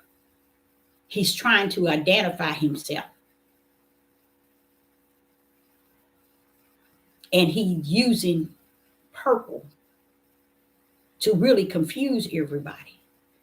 So when you see all these people wearing purple, not because color purple, it has nothing to do with it. Go back 10, 15 years, all the way up to today. All in the government system, everywhere you go. Everything that's going on now, men are in purple. And women are too. Only the elites, those who fall under that power of the Roman Catholics power, they come into work on the behalf of the beast, which is a system. And yep, a system has to have a head man as well. But the system is on the four corners. And the system is going to be headed by a man. Okay? Meaning not that he's going to be the power of it, but he's going to be the one that the system is going to be in control of. Going to be ruled over, in a sense. Even though the system is powerful than the man itself, but that's how they're going to be working as one. Then you have a false prophet and the prophet. A lot of things that people don't understand is, and that's why I feel a little bit better than I did a couple of months ago, trying to see all this stuff that's going on and seeing how the Father is going to deliver me, how I'm going to come out of this. And he was saying that, who you think knows about all this? So when he goes on and show me all these things in Revelation, I'm like, okay, this is you, ain't it? He said, Deborah, they won't teach it. They won't preach it. They over here bothering the prophetess. Talking about what she said a year ago, cause it's coming to pass. He said, ain't that her prophecy is coming to pass that they mad at? They mad because they didn't get the recognition. And when they said something was coming to pass and they see in her numbers. See, they looking at the numbers. That's, what did he say?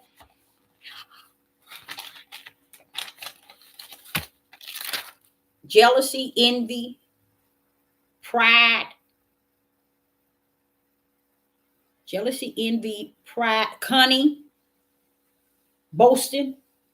He said, this is what is in the world, and it ain't going nowhere. And that's what they're going to fall dead under, is all of these things. Because it's interfering. They so jealous. They so envy. You see? They got this pride and this boasting. Because somewhere along the line, 100% of Judah, only 10% is running around here clowning like they awakened. And out of the 10%, 9% is clowning. 9% is clowning. Because they got envy and jealousy. They got this boasting and proud-minded. People. Next year, all of my messages is going to cover, this is it.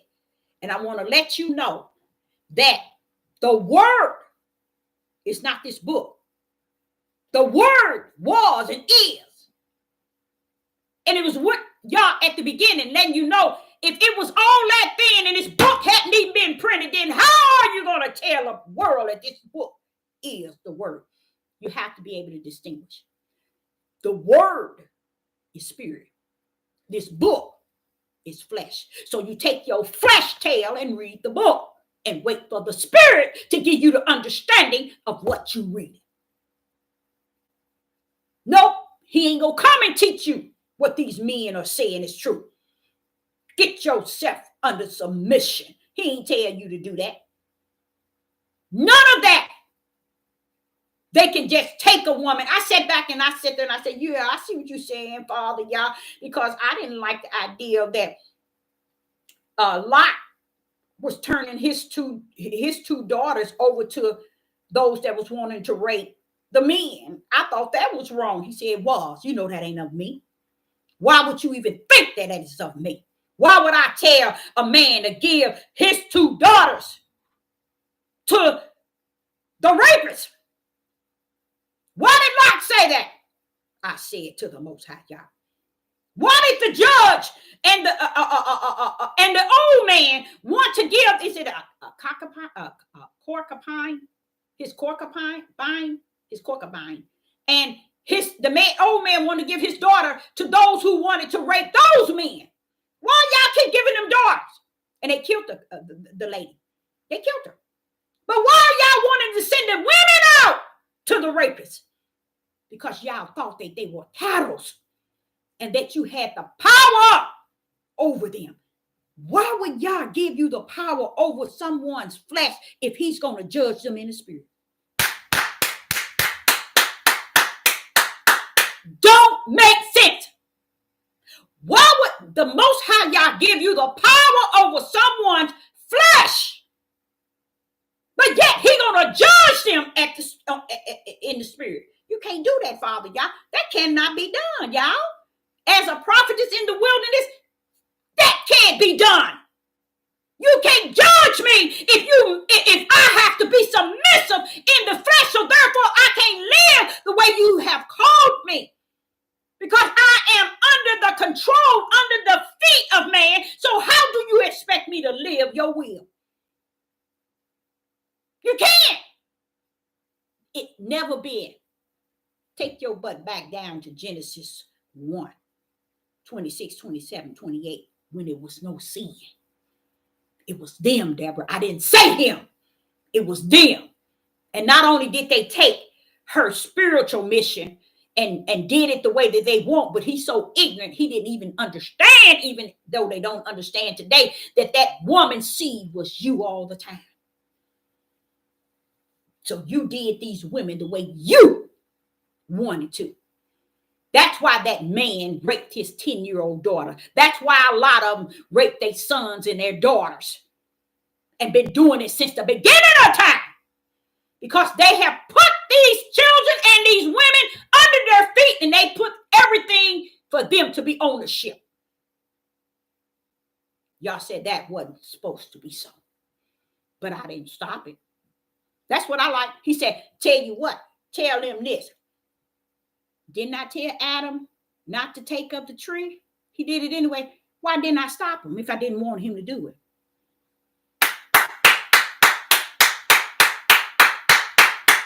Because the seed of Satan, Genesis 3 and 15, I gave Satan some seeds and I got some seeds.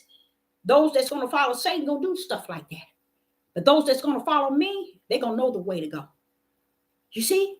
These men today are not teaching the righteous will of the Father. They're not speaking spirit and truth with the light in their hand. They calling darkness light and light darkness.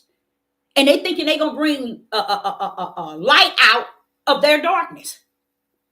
And it's a sad, sad thing. So I mean myself, I'm going to stand back and watch what the Father is about to do. Because it's this sister, and this is the difference between her and me, maybe.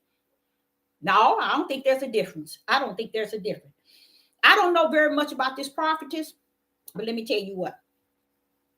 In the way, in the things that they're saying, they better hope that sister don't go to them knees. Ooh-wee! Father will move a mountain.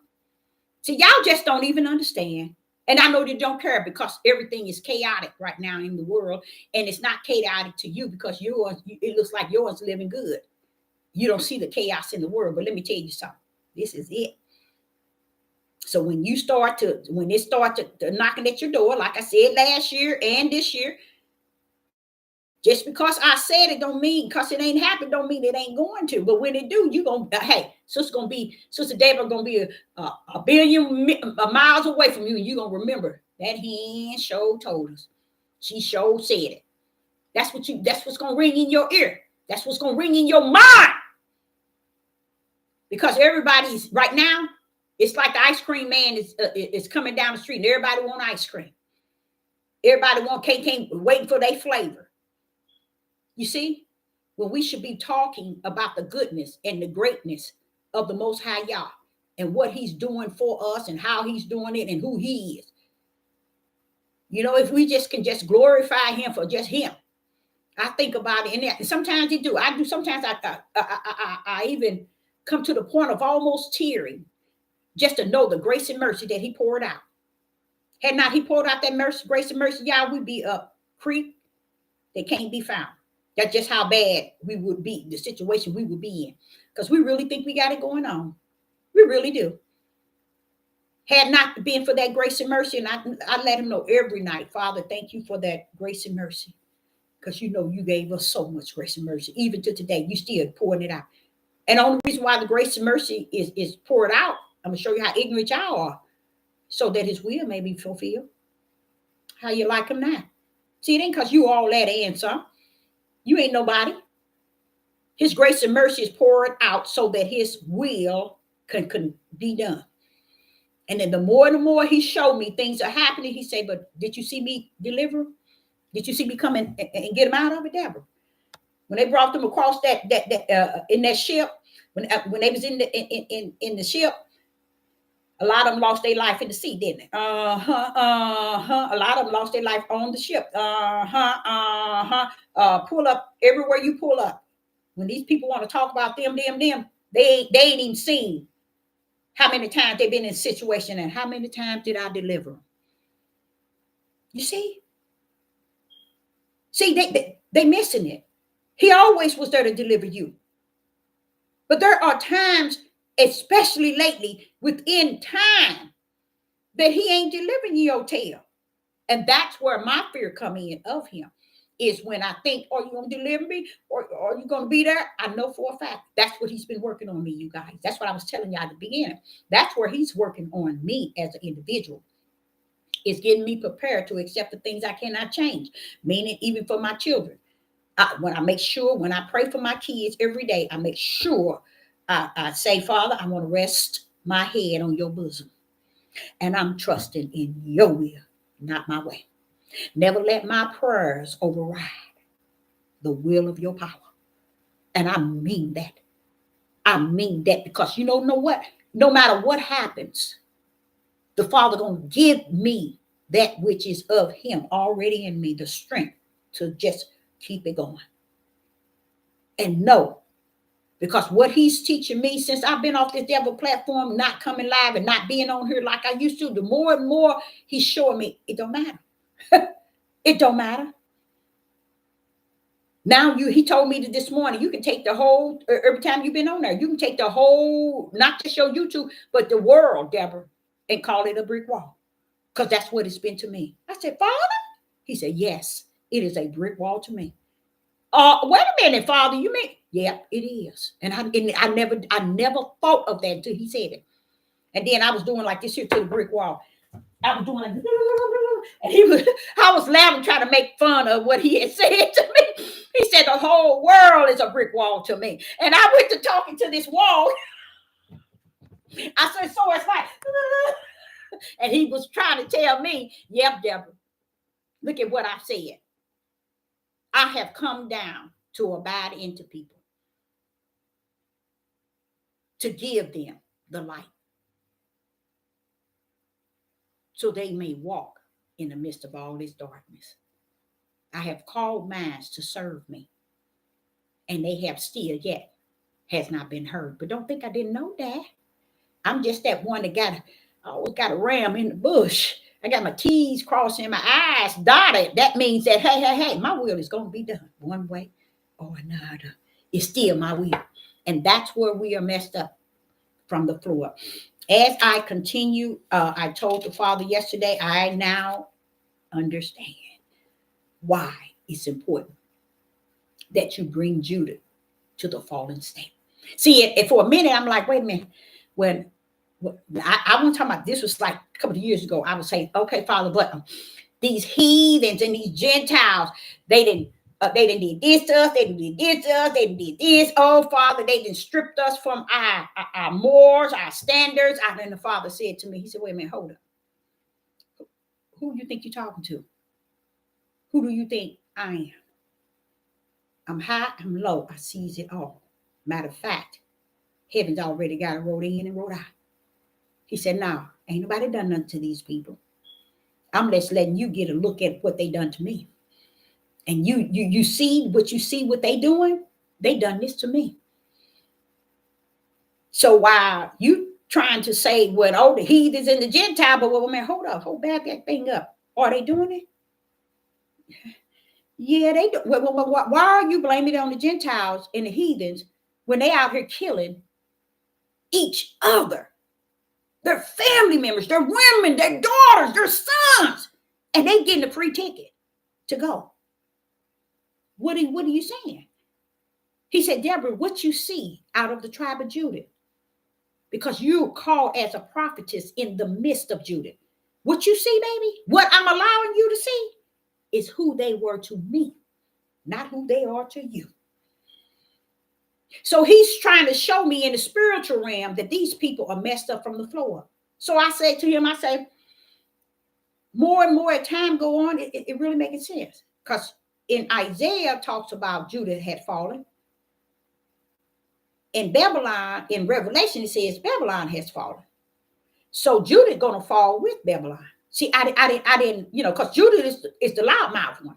He's running around here opening his mouth and doing hate, jealousy, envy, covenant, pride, murdering, abomination, fornication, adultery. They're doing everything against the Father, but yet they're hiding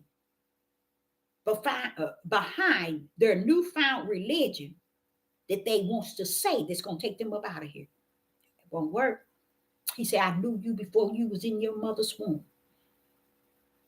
I knew you.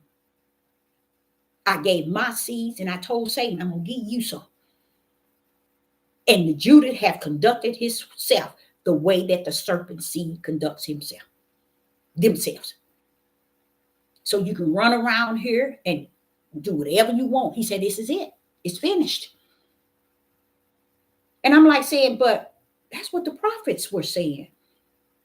Isaiah, Jeremiah, and Ezekiel was talking about how Yah is going to deal with the house of Israel and Judah. So I say, okay, so when you say Judah has fallen, and then you actually told them why they fallen, but they haven't gotten it though, Father. He said, that don't mean nothing to nobody. That's why they're doing what they're doing. And that's why everybody's making it okay. And then you know what he told me? He said, you don't see them, what they doing to them? See, why they hooping and hollering that the heathens and Gentiles, the judgment is going to be the heathens and Gentiles that's going to tear them down. And I'm like, saying, but that's what's going to be happening. They're going to run around here for years and years and years, not years and years, but they're going to run around here for days and days and days and make y'all think that everybody's bothering them. And the Father say, well, why haven't you looked at what they were doing? Why isn't no one looking at look how these brothers are going up against one lady, which is the prophetess. Now they done pulled up two other prophetess. I wish they would pull up me. You two will put me off because I'm going to clown in the name of the Most High Yah. And I'm going to have that right hand with that lamp, that light, and I'm going to cut up from the floor. So they can take any video and shoot it up and shoot it down. But when Sister Deborah has to come in and step into them, they're going to realize that, wait a minute, there's a prophetess on the land. See, they don't understand what they messing with. Especially when they mess with me. Shoot, I can go on them knees and bring them down. See, that's all I have to do. That's why I'm saying you better hope that lady, that other prophetess, you better hope that she is not like Sister Deborah. I've tried him. I know what he'll do on my behalf. I don't know what he'll do on your behalf, but I know what he'll do on my behalf.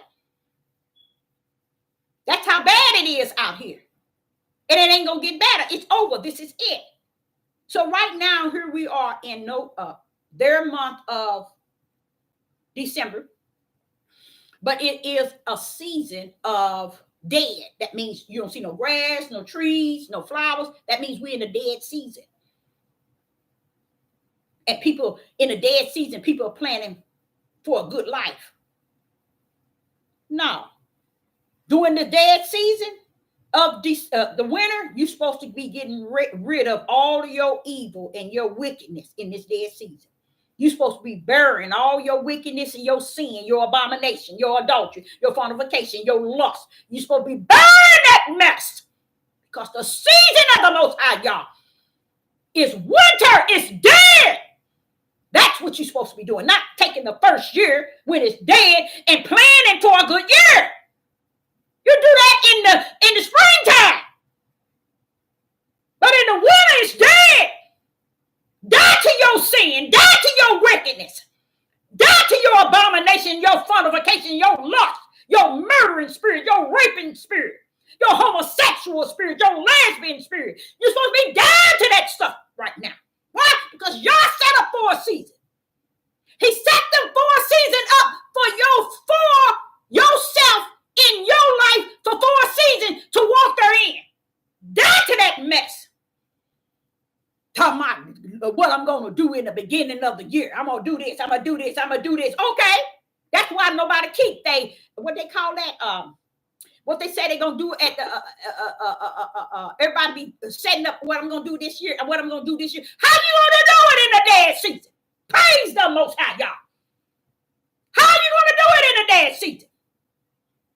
Enjoy the season as a season that Yah has created, but say to the Father, I want to bury homosexual. I want to bury lust. I want to bury sin and wicked and abomination. I want to bury porno. I want to bury masturbating. I want to bury murdering and raping. I want to bury it. And feel good about it. Because everything that you have done throughout is dying. The trees don't have no problem dying. And it's standing in the cold. The grass don't have no problem. The flowers don't have no problem with not coming up.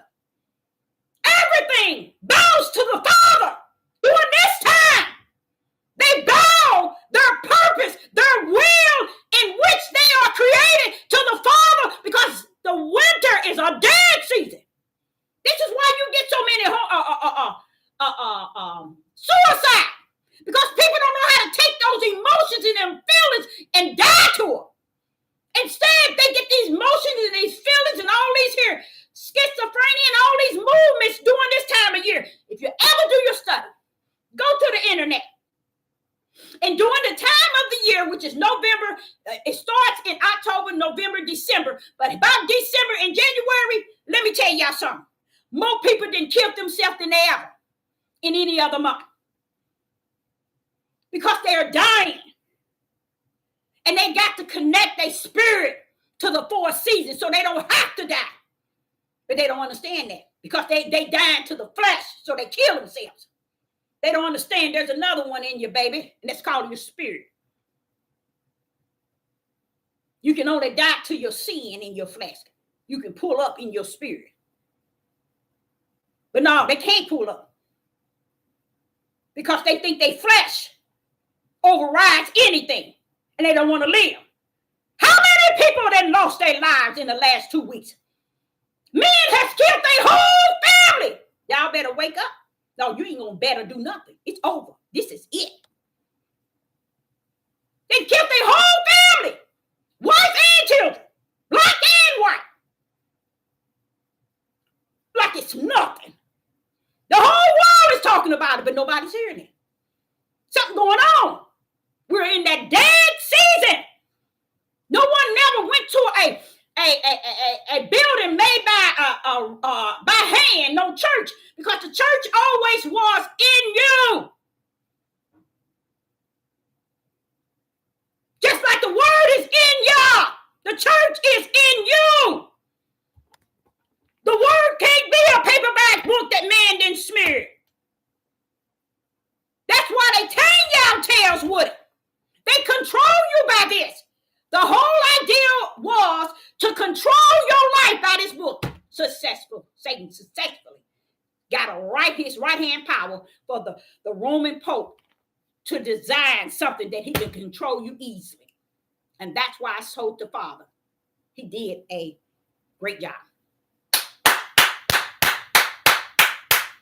Because I told the Father, I said, I can't tell him nothing. They locked into this book. He said, but those that are locked into the book, it's of the book, and the book is of them for the flesh. Praise the mighty God. We know ain't no spirit in here. What spirit at? What spirit is in this book? Now one of you can tell me what spirit is in the book. Where's the image of the Father in the paperback book? Where's the breath of life in the paperback book? You think that breath of life was out of paper? No, it was actually Yah breath. This is what you call spirit and truth. Something y'all didn't know nothing about. And you ain't gonna know nothing about it because it's too late. This is it. So I was talking to the Father the other day. I said, Father, so this is it with this here, huh? He said, yeah. Don't ever tell nobody not to read it though. Because when I come, I want to show them what's wrong and what's right. And how they misled people. You see, he gonna bring you here to show you how you've been deceived. But he said, this is it. If I'm coming to show anybody, it is those of mine that needs to get their self where they need to be right now. Outside of that, this is it. I'm coming to teach it from the inside out, Deborah. That's just it. I said, but I wouldn't tell nobody not to read it. He said, no, don't tell them to study it. I told him to study it. You just tell them to study it too. And tarried. What did the 12 disciples do? They went into an upper room. They praised and honor and worship Yah. And they tarried. But what are y'all up in that room tarrying for? They tarrying for the power, y'all, to be indulged. That power is Yah to come live in them. You see? What happened? It's over. This is it. They never tarried. He ain't waiting for them no more. He ain't coming in them. And nobody. Why? But wait a minute, Father. We in tribulation. We in end day. Wait, you ain't coming. Why am I coming where I'm already at? Where am I coming when I'm already there? He that is of me is of me. He that is not of me is not of me. It's shown very clearly, Deborah. What do you want me to do, baby? Father Yah.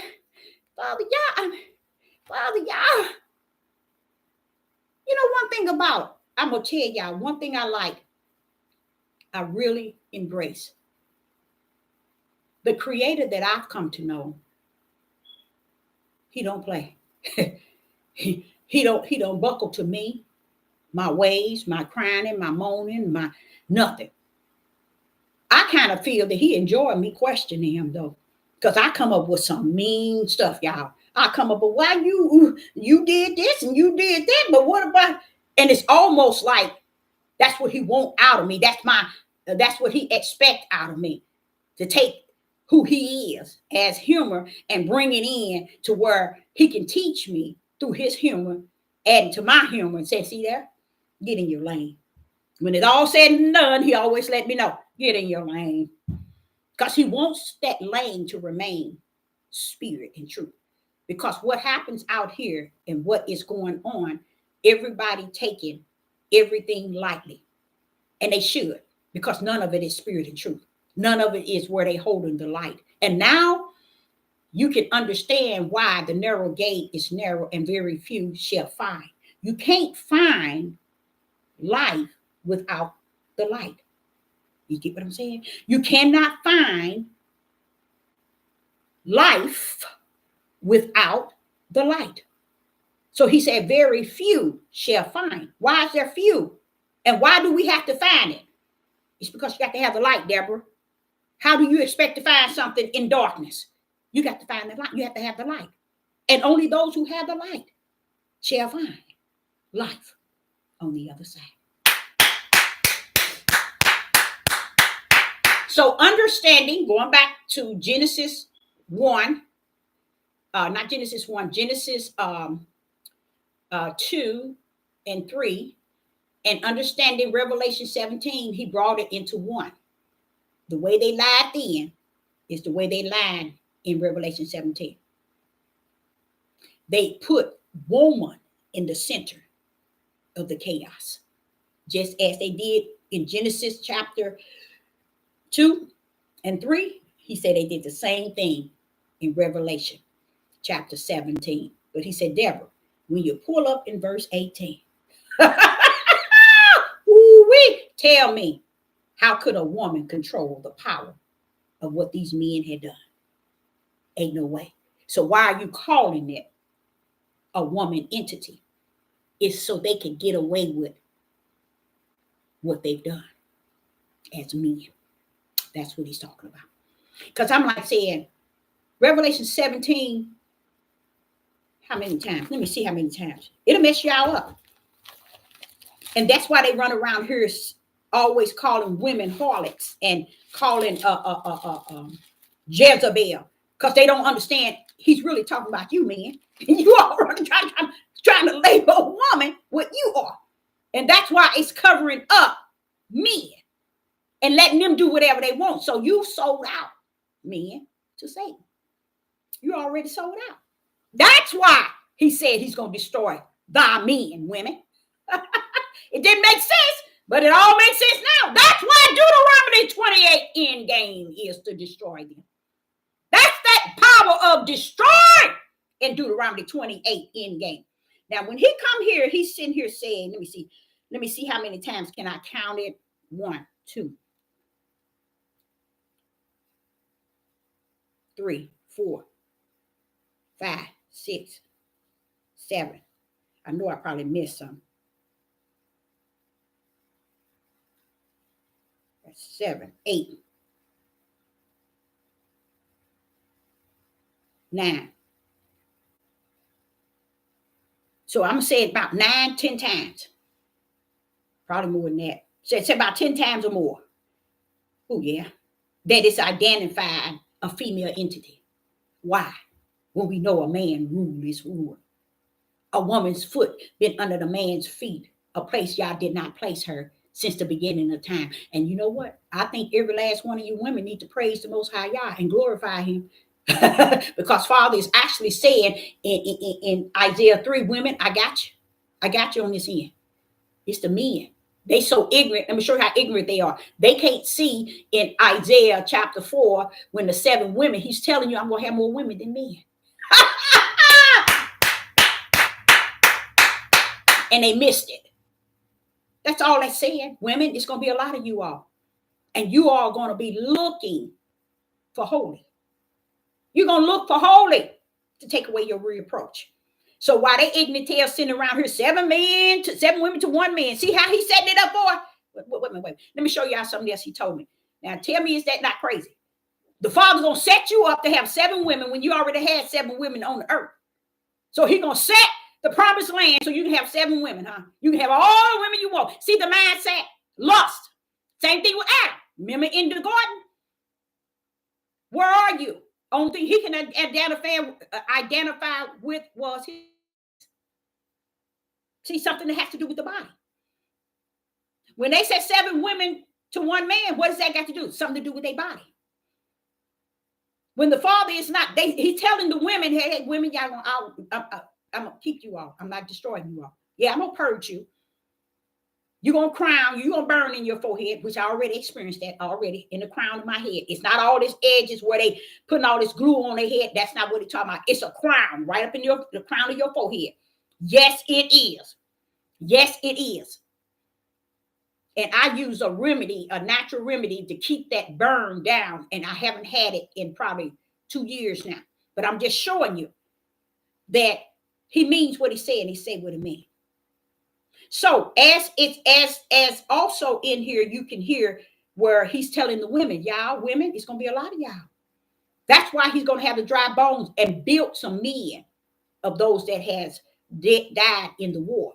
That's why he called them an army. He's building men from the ground and giving them what he's given us in the wilderness, and he's bringing them up on into the wilderness. But the men are going to outweigh the women probably by great numbers, because that's the way he's setting it up. So he ain't talking about the men that you see today. He ain't talking about the men that he's bringing out.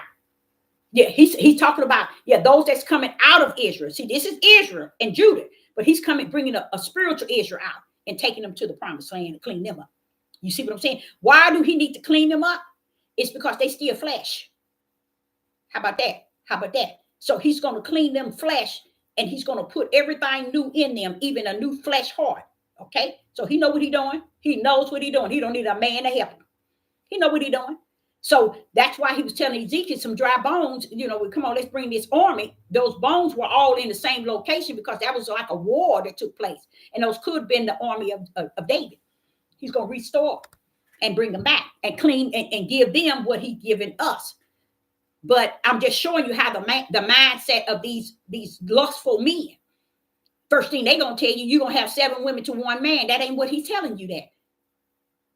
And her saying, let me take your name, as long as the name is holy, nutballs. It's holy is the name. But what do? They just don't care. They don't consider it. They want to teach you out of the realm and the rectum of the beast. That's why the beast come in on the woman. You see, it's not the woman, it's the men.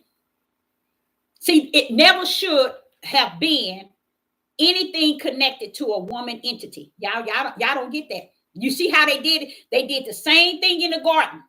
They made sure that the whole world understand that that woman sinned and brought in sin. Here we go at the end, Revelation. That woman, that harlot, that mother, all through there. Revelation chapter 17, you at least can get it 10 times. Who would put a female entity 10 times without trying to get you to see that this is a female? United Snakes ain't never been no female. And the system of men, like James Brown said, this is a man's world, always been. They're going to die in their world. See, that's what they don't want. See, now they want to turn the world over to something else. No. You want to sit and say a woman should keep quiet? You know why? Because as long as you think you're ruling it.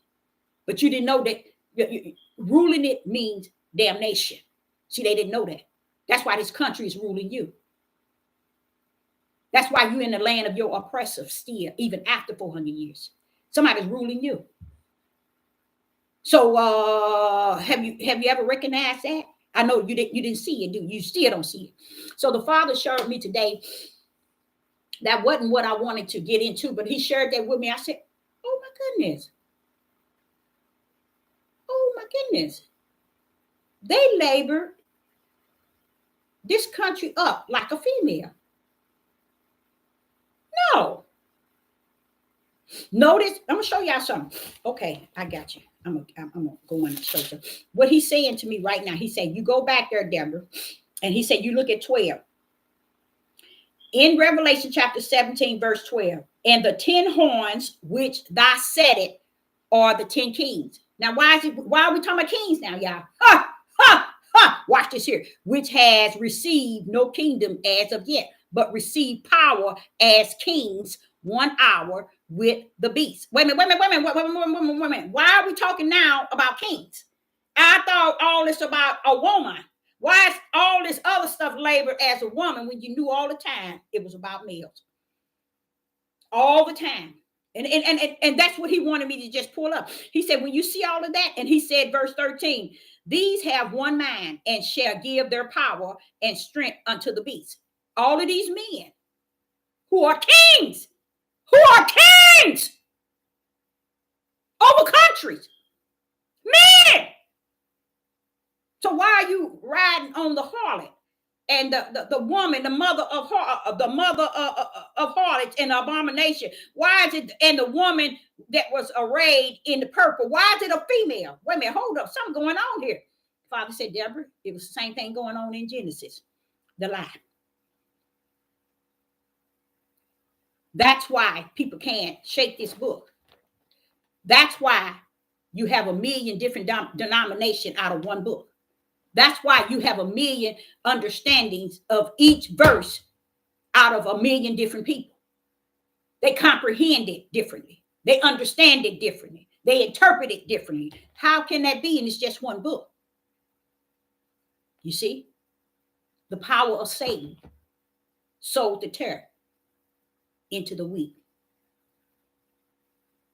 The Strolls, I believe, had the truth.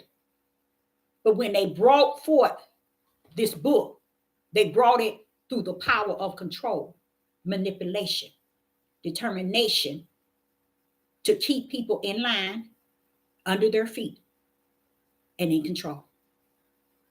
And if it wasn't for the Ruach HaKodesh, this is why people don't know.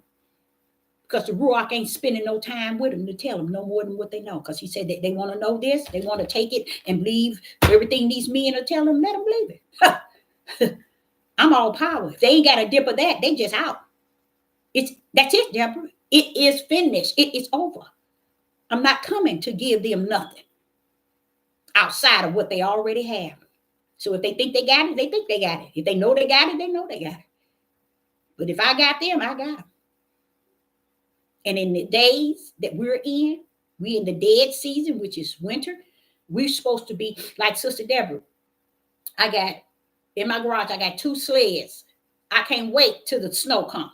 Yes, if I got to go out by myself, I'll go over and grab my ex-husband or my son, tell him, yeah, I want to go. You don't? So long, and take advantage of the seasons in which the Most High Yah has created for me from the inside out. Because the season plays a role in who you are.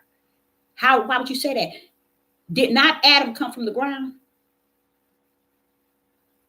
Doesn't the ground spring up in the springtime, be dead in the winter? The Father is letting us know we got some connection to the 4 seasons. So he said, how could you talk about people who has the pagan holidays when you ain't enjoy the spiritual holidays? Praise the mighty God. I told y'all, I don't mess with Christians. I don't mess with stuff people are doing. People want to celebrate the pagan holidays. Shut your ugly mouth and let them, unless you're a part of being jealous because of what they doing. I ain't got time to sit here and talk about, oh, they pagan holiday. They celebrating this. What are you going to change? What have you changed? You see all your tribe is killing like crazy. You ain't saying nothing about it. So why are you over here talking about the Christians and the pagan holidays, and you ain't done nothing for your nation? You ain't ministered to your nation, no righteous, no just, no upright. You ain't identified power of your Father. He said, I got to have pity on my own name, Deborah. I said, I see you saying it a couple of times. I said that, I'm starting to have pity on your name. I'm serious. And that's why I feel when I'm saying my prayers, when I'm just thanking him for all that grace and mercy, I said, Father, you poured out all that grace and mercy, and they too ignorant to know what it is. The grace and mercy was poured out so that his will may be done. Because if the grace and mercy wasn't poured out, we wouldn't be here. Nobody. So he said, okay, I pour out all this grace and mercy all over everybody. Deborah, I'm pouring it all out.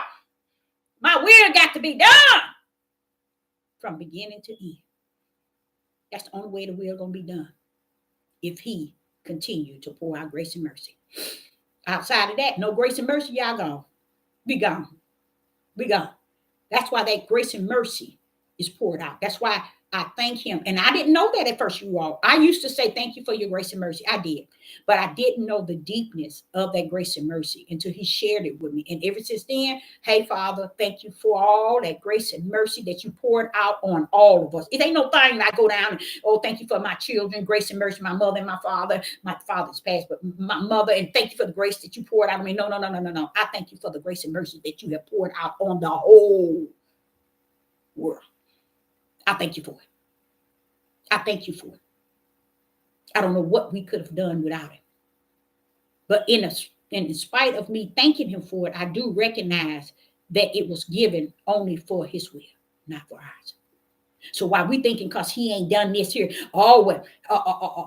they doing this to us, they doing this. I'm so sick of Judith whining about what they doing to them. I am so sick of Judith whining, and I'm a prophetess to the tribe of Judah. I'm sick of your whining when you have never upheld my Father's will, even to today. But yet you gonna whine that somebody's doing something to you. What about what you're doing to the Father? Have you ever thought about that? I know it's too deep. You never thought that, wait a minute, what are we doing to y'all? Go back to the beginning. How about that? It ain't gonna do you no good to go back. Because Father said, that's it. This is it. And my thing is, I guess I'm talking because I know that it's been feeling really good how he's preparing me. He's preparing me every day for the way that it is that shall not and will not get better. So I want to prepare you from the inside. Oh yes, you're gonna be hurt from the outside, Deborah. But long as I'm greater in you than whatever's on the outside of you, you're going to be okay. And that's what he's preparing me for. Because I said, now, here it is, this tribulation coming. Your wrath is on the earth. Your judgment is here. I got these 6 babies. Oh, I got 1 grandbaby. What am I going to do now? Oh, if something happens to him, how I'm going to take it? He said, he brought me to the level of death. Everything is just for a moment. You mean I had them that long? And within a minute, they could be gone. And it was just that long. Yes. And see, you got to stay in your lane if he created one for you. You got to understand this is a spiritual thing. So what is your children? So what is your grandbaby?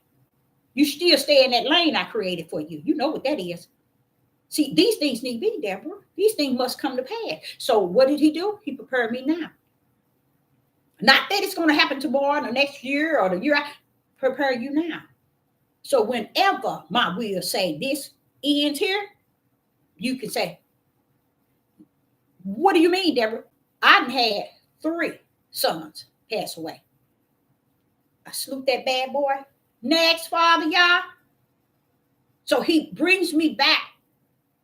Because I was thinking about one that I haven't got his tombstone. I was like, you know what? I need to get that. He was like, no, you don't. Salute that bad boy and go on.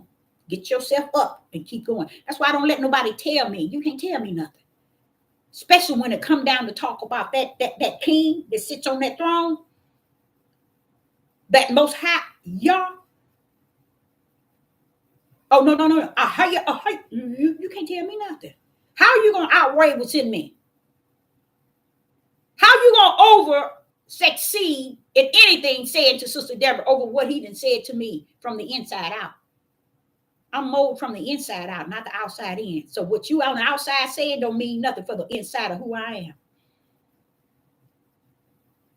And going back to that prophetess that y'all bashing out there, let me tell you something. You better hope she don't know how to go down to them knees, because if you see anything like me, I'm going to stand on the mountaintop, chew your tail out, and still drop to them knees at the same time. You're going to be hit from every corner. Because right now, before I came on here, the first thing I said, oh, so Father, your will is it's about to be done, ain't it? It's about to be seen. He said, yeah. They're going to see it. They sitting here waiting for y'all, my prophets to give them a right now word. Hey, they don't even know the word is finished. It's time for them to see it. It's time for them to feel it. It's time to know that I am who I said that I am. I'm about what I say, and I say what I'm about. And this is it. I ain't finna come heal nobody. I ain't finna come deliver nobody. I sit up and I got to do it. I'm gonna do it I'm gonna do it tomorrow and make my remedies for colds and sore throat and stuff like that. Make stuff and just put it to the side. Because I've seen, I don't know if I told you all, I'm gonna be a van. Is it van life? I'm trying to step into this van life. And I got so many things prepared already. I got me everything I'm going to need. Not everything except for my van. I don't have my van yet, but I got everything that I'm going to take with me. I'm going on van life, and I'm going to state, and the whole world going to be in the chaos. But Sister Deborah going to be traveling in her van to state to state. And I think this is what I decided that I'm going to do. And I think that it's something that it's going to work for me. It's going to work for me. It's because it's going to cause me to know the potentials that the Father has placed in me has always been there. And that it's not going to stop what I have to say, and what I have to do. But a couple of my children are excited for me. So that's good. And I've gotten a lot of things to take with me, whether it's winter, summer, or whatever, And another thing about me taking on van life is all my life, y'all, the Father has shown me how to survive. All my life have shown me how to survive. All my life. I can build, I can create, I can cook, I can make a meal out of no meal. I can make a fire out of no fire. I'm telling y'all, that's why I told y'all, I take advantage. I have, even, especially when I was young, a teenager, and young adult, I take advantage of learning how to do things. And my mother used to say, you can just about do anything. People say, when who did your hair? I said, it's me. That when I used to cut people hair, they used to say, who your hair look? Who? Oh, Booby. That's what they say. They always, oh, she did it. My sister said, only one can do that is Booby. I have always been one that the Most High Yah had blessed hands to do whatever I put my hands to, I can master it. Whatever I put my hand to, I can master it. And I give all that glory and honor to the Most High Yah, because even as a little girl, these are the things I used to be able to do. I myself can say I start plaiting, I'm saying 7 and 8, when I used to can plait really good. So it just, I always was able, if I say I want to do this, I'm going to do it, and bam, I nail it. It ain't no do it and halfway do it. It was always when I get ready to do it, bam, nail it. You know what I'm saying? So I think me going as a van in the van life is going to be a wonderful thing, because it's going to let me use all the gifts that the Father has instilled in my hand, and it's going to allow me to be out and move about, and not be about waiting for family activities, or family this and family that, or doing this and doing that. Just get out and just follow wherever the Father leads me. So I'm excited. I'm excited. I'm hoping to start March. March. So Sister Deborah was saying to you, it's a lot of stuff going on right now, and I'm gonna tell you, I don't have no faith. You all can have faith in all that you want. I have no faith in our men today of the tribe of Judah, because the Father has shown me in the last week, pretty much in the last week, that that spirit of hate that they have on them is off the chain, and it too is going to come to an end. And he was saying how when one says something, people don't understand. If Yah says this, people wait to try to put a day, an hour, a week, a month, and a year on what they say. But if Yah said it, you best believe me, it's going to come to pass. It's not based on when it comes, it's that it's going to. Just think about, he was telling me about Noah. That's what he was telling me this morning about Noah. He said, how long do you think it took? I'm thinking a lot of years, a whole lot of years. It didn't happen overnight. But when it took place, didn't it do a whammy? It killed everybody, didn't it? Did anybody live through it? Wait a minute, hold up. How long did it take Noah? In spite of how long did it take him, did it kill everybody? Yes, it did. Yes, it did. You see, that this is the point. And that's throughout everything that he sent his prophets to say. It was never our time. It's his time. But if it's said, he's going to be about what he said. And he ain't going to come when you expecting him, when you packing your bags and you getting ready. He's going to come when you least expect him, because this is his time he's talking about. This is his prophecies, or whatever he's sending through the prophet. So just because that sister's prophesied it a year ago by T.D. Jakes, and they seeing it today, they can't stand it. Now I see these heathens. These heathens are coming up about negative things about this young lady. That leads me to understand she's stepping on too many toes in the heathens and Gentiles. But when the tribe of Judah come up mad because she's getting all these likes and subscribers and all this praise around about now because of what happened to T.D. Jakes, then they coming after her. And I'm like, this is. He said, Deborah, didn't I tell you Judah is a ugly people? Didn't I tell you? He said, when Jacob tried to get us as the tribe of Judah to understand Judah, he said, we do this here. We threw it away. Jacob told us who Judah was. Lazy. That's what Jacob was saying. He's a lazy. And not only is he lazy, he's going to always have his hands in the neck of his enemy. If the Most High suffered a people to be in a situation Who truly do Judah have his hands in the neck of?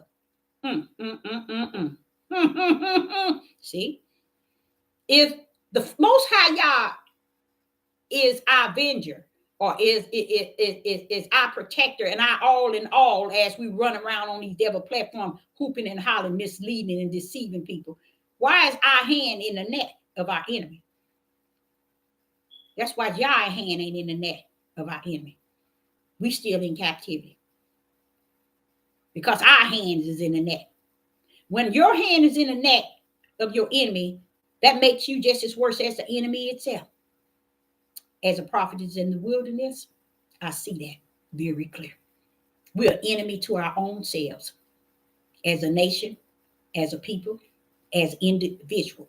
That's where there's never going to be a unity outside of the unity that the Father, unity that he's going to bring and restore over in Egypt, over in the promised land. Over in the promised land. Now, you know what else he told me? He said, Deborah, why would I allow the strangers to be your servants? Why would I allow the strangers that once had you all as captives, as they said it? They kind of lied in there, but why would I have the strangers to be slaves unto you all when you get over there? I said, you asking the wrong one. You asking the wrong one, because I got the answer. He said, but why would they tell people that your women is going to be slaves and we're going to do this and we're going to do this to your women? Why would I bring the strangers into the promised land to be the slaves in which our natural sick minds see it as it is today? Impossible. He had to break that thing down. I said, you don't have to break it down to me. I already see it. I already know it. He said, no, but I'm just saying to you. You see how, what he was trying to get me to see is to see how the minds of our tribe of Judah men are sick. He said, when you get to the promised land is when I'm going to restore it like the Garden of Eden. When I restore it, it's going to be a holy place. It's holy. I'm going to give you a new heart of flesh and a new heart of spirit. I'm going to put a new spirit in you. I'm going to put my name in you. I'm going to cleanse you up from all your abomination and your idleness. I'm going to get you all cleaned up from your filthiness. I'm going to put a new heart in you. I'm going to put my spirit in you. See, we're not going to have the mind that we have today here. That's why they're going to love to be slaves to us. And it's not going to be like they slaves. They're going to work with us. But we're not going to be serving them. They're more so going to probably be serving us. But we're going to work together. Why are we working together? He said because the men never taught that thing right. The women don't either. Because they so busy hung up on the Catholics and what the Catholics, not the Catholics, the Christians, and what the Christians has done and have done, to where they can't see the spiritual mission of the Father. When the strangers come and they are going to serve us, you got to understand, these are those who are already been grafted in from heaven. These are the believers and those who had the faith that been grafted in. They too are coming into a holy land among holy people. It's carrying what? The Spirit of Yah. It's carrying what? A new spiritual heart. A new flesh heart. So he's telling us that those that are going to be grafted in is not going to be like those that you see on the earth down here in Babylon. Why did we make it so ugly up there after he told us how beautiful it's going to be like the Garden of Eden? And we're going to be We're going to be called holy. So you think we're going to be called holy, and it's going to be like the Garden of Eden. He's going to clean us up and give us his spirit and all this and this and that. And we're going to come and bring these slaves, these heathens, I mean, not these heathens, these strangers in, and we're going to treat them like they treated us. Impossible. Impossible. First and foremost, when those that are going to come, going to be allowed, they're going to be the branch that was grafted in. They're going to be, those are the ones that have been grafted in. They came in through belief and faith. How did they get there? The brand from heaven was belief and faith. Before the foundation of the world, they came down here as belief and faith. They were grafted in. So it ain't going to be like we living it today, and we going vice versa. But the minds of our men, that's how far gone they are, to where they can't even see the end game of Deuteronomy 28. They can't see nothing. But they have the audacity to question the prophetess. They should be tired of saying women are not supposed to speak. Because guess what? You're going to have more women speaking even more. The more you say that, you're going to have more women speaking more than they have ever. Because what the women have to understand, it all was a lie. Not the Bible itself, not this book itself, because don't forget, the finger of the Father's right hand is also in here. That's why he says study, and then I come and teach you all things. So how is it that this book can teach you all things when the Holy Spirit said it teaches you all things? So what's going on? How could the words, words, be the word? It can. It can. It can have his signature. And that's what he come to teach you, the signature. No one ever questioned the fact that in Genesis, where he created the garden of the tree of knowledge of good and evil. Why was good with evil? And why was evil with good? No one ever questioned that. Because the me mind is not capable of comprehending the things which are spirit and truth. Because the only one put that tree there is he that is spirit. So according to understand why was good holding hands with evil and evil holding hands with good, you have to understand it through the ruach that comes in you and teach you the understanding what is existing in this tree of knowledge of good and evil. You won't get not one man to break that one down, because they won't. Only time you're going to hear the word is when the word is speaking from you, from the inside out. You're not getting the word from the outside in, only from the inside out. That's why he said, he that heareth. You got to have that in you, that ear to hear, in your spirit realm to hear, or else you're going to hear what man is teaching you. This is where they getting polygamy from the sin of men, and they making it right and making it tight. You see, they are wanting now to fight.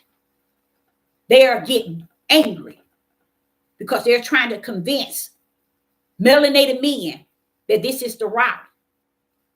Bro, do you know what time it is? It's always been, he say, about the lust, the outer man.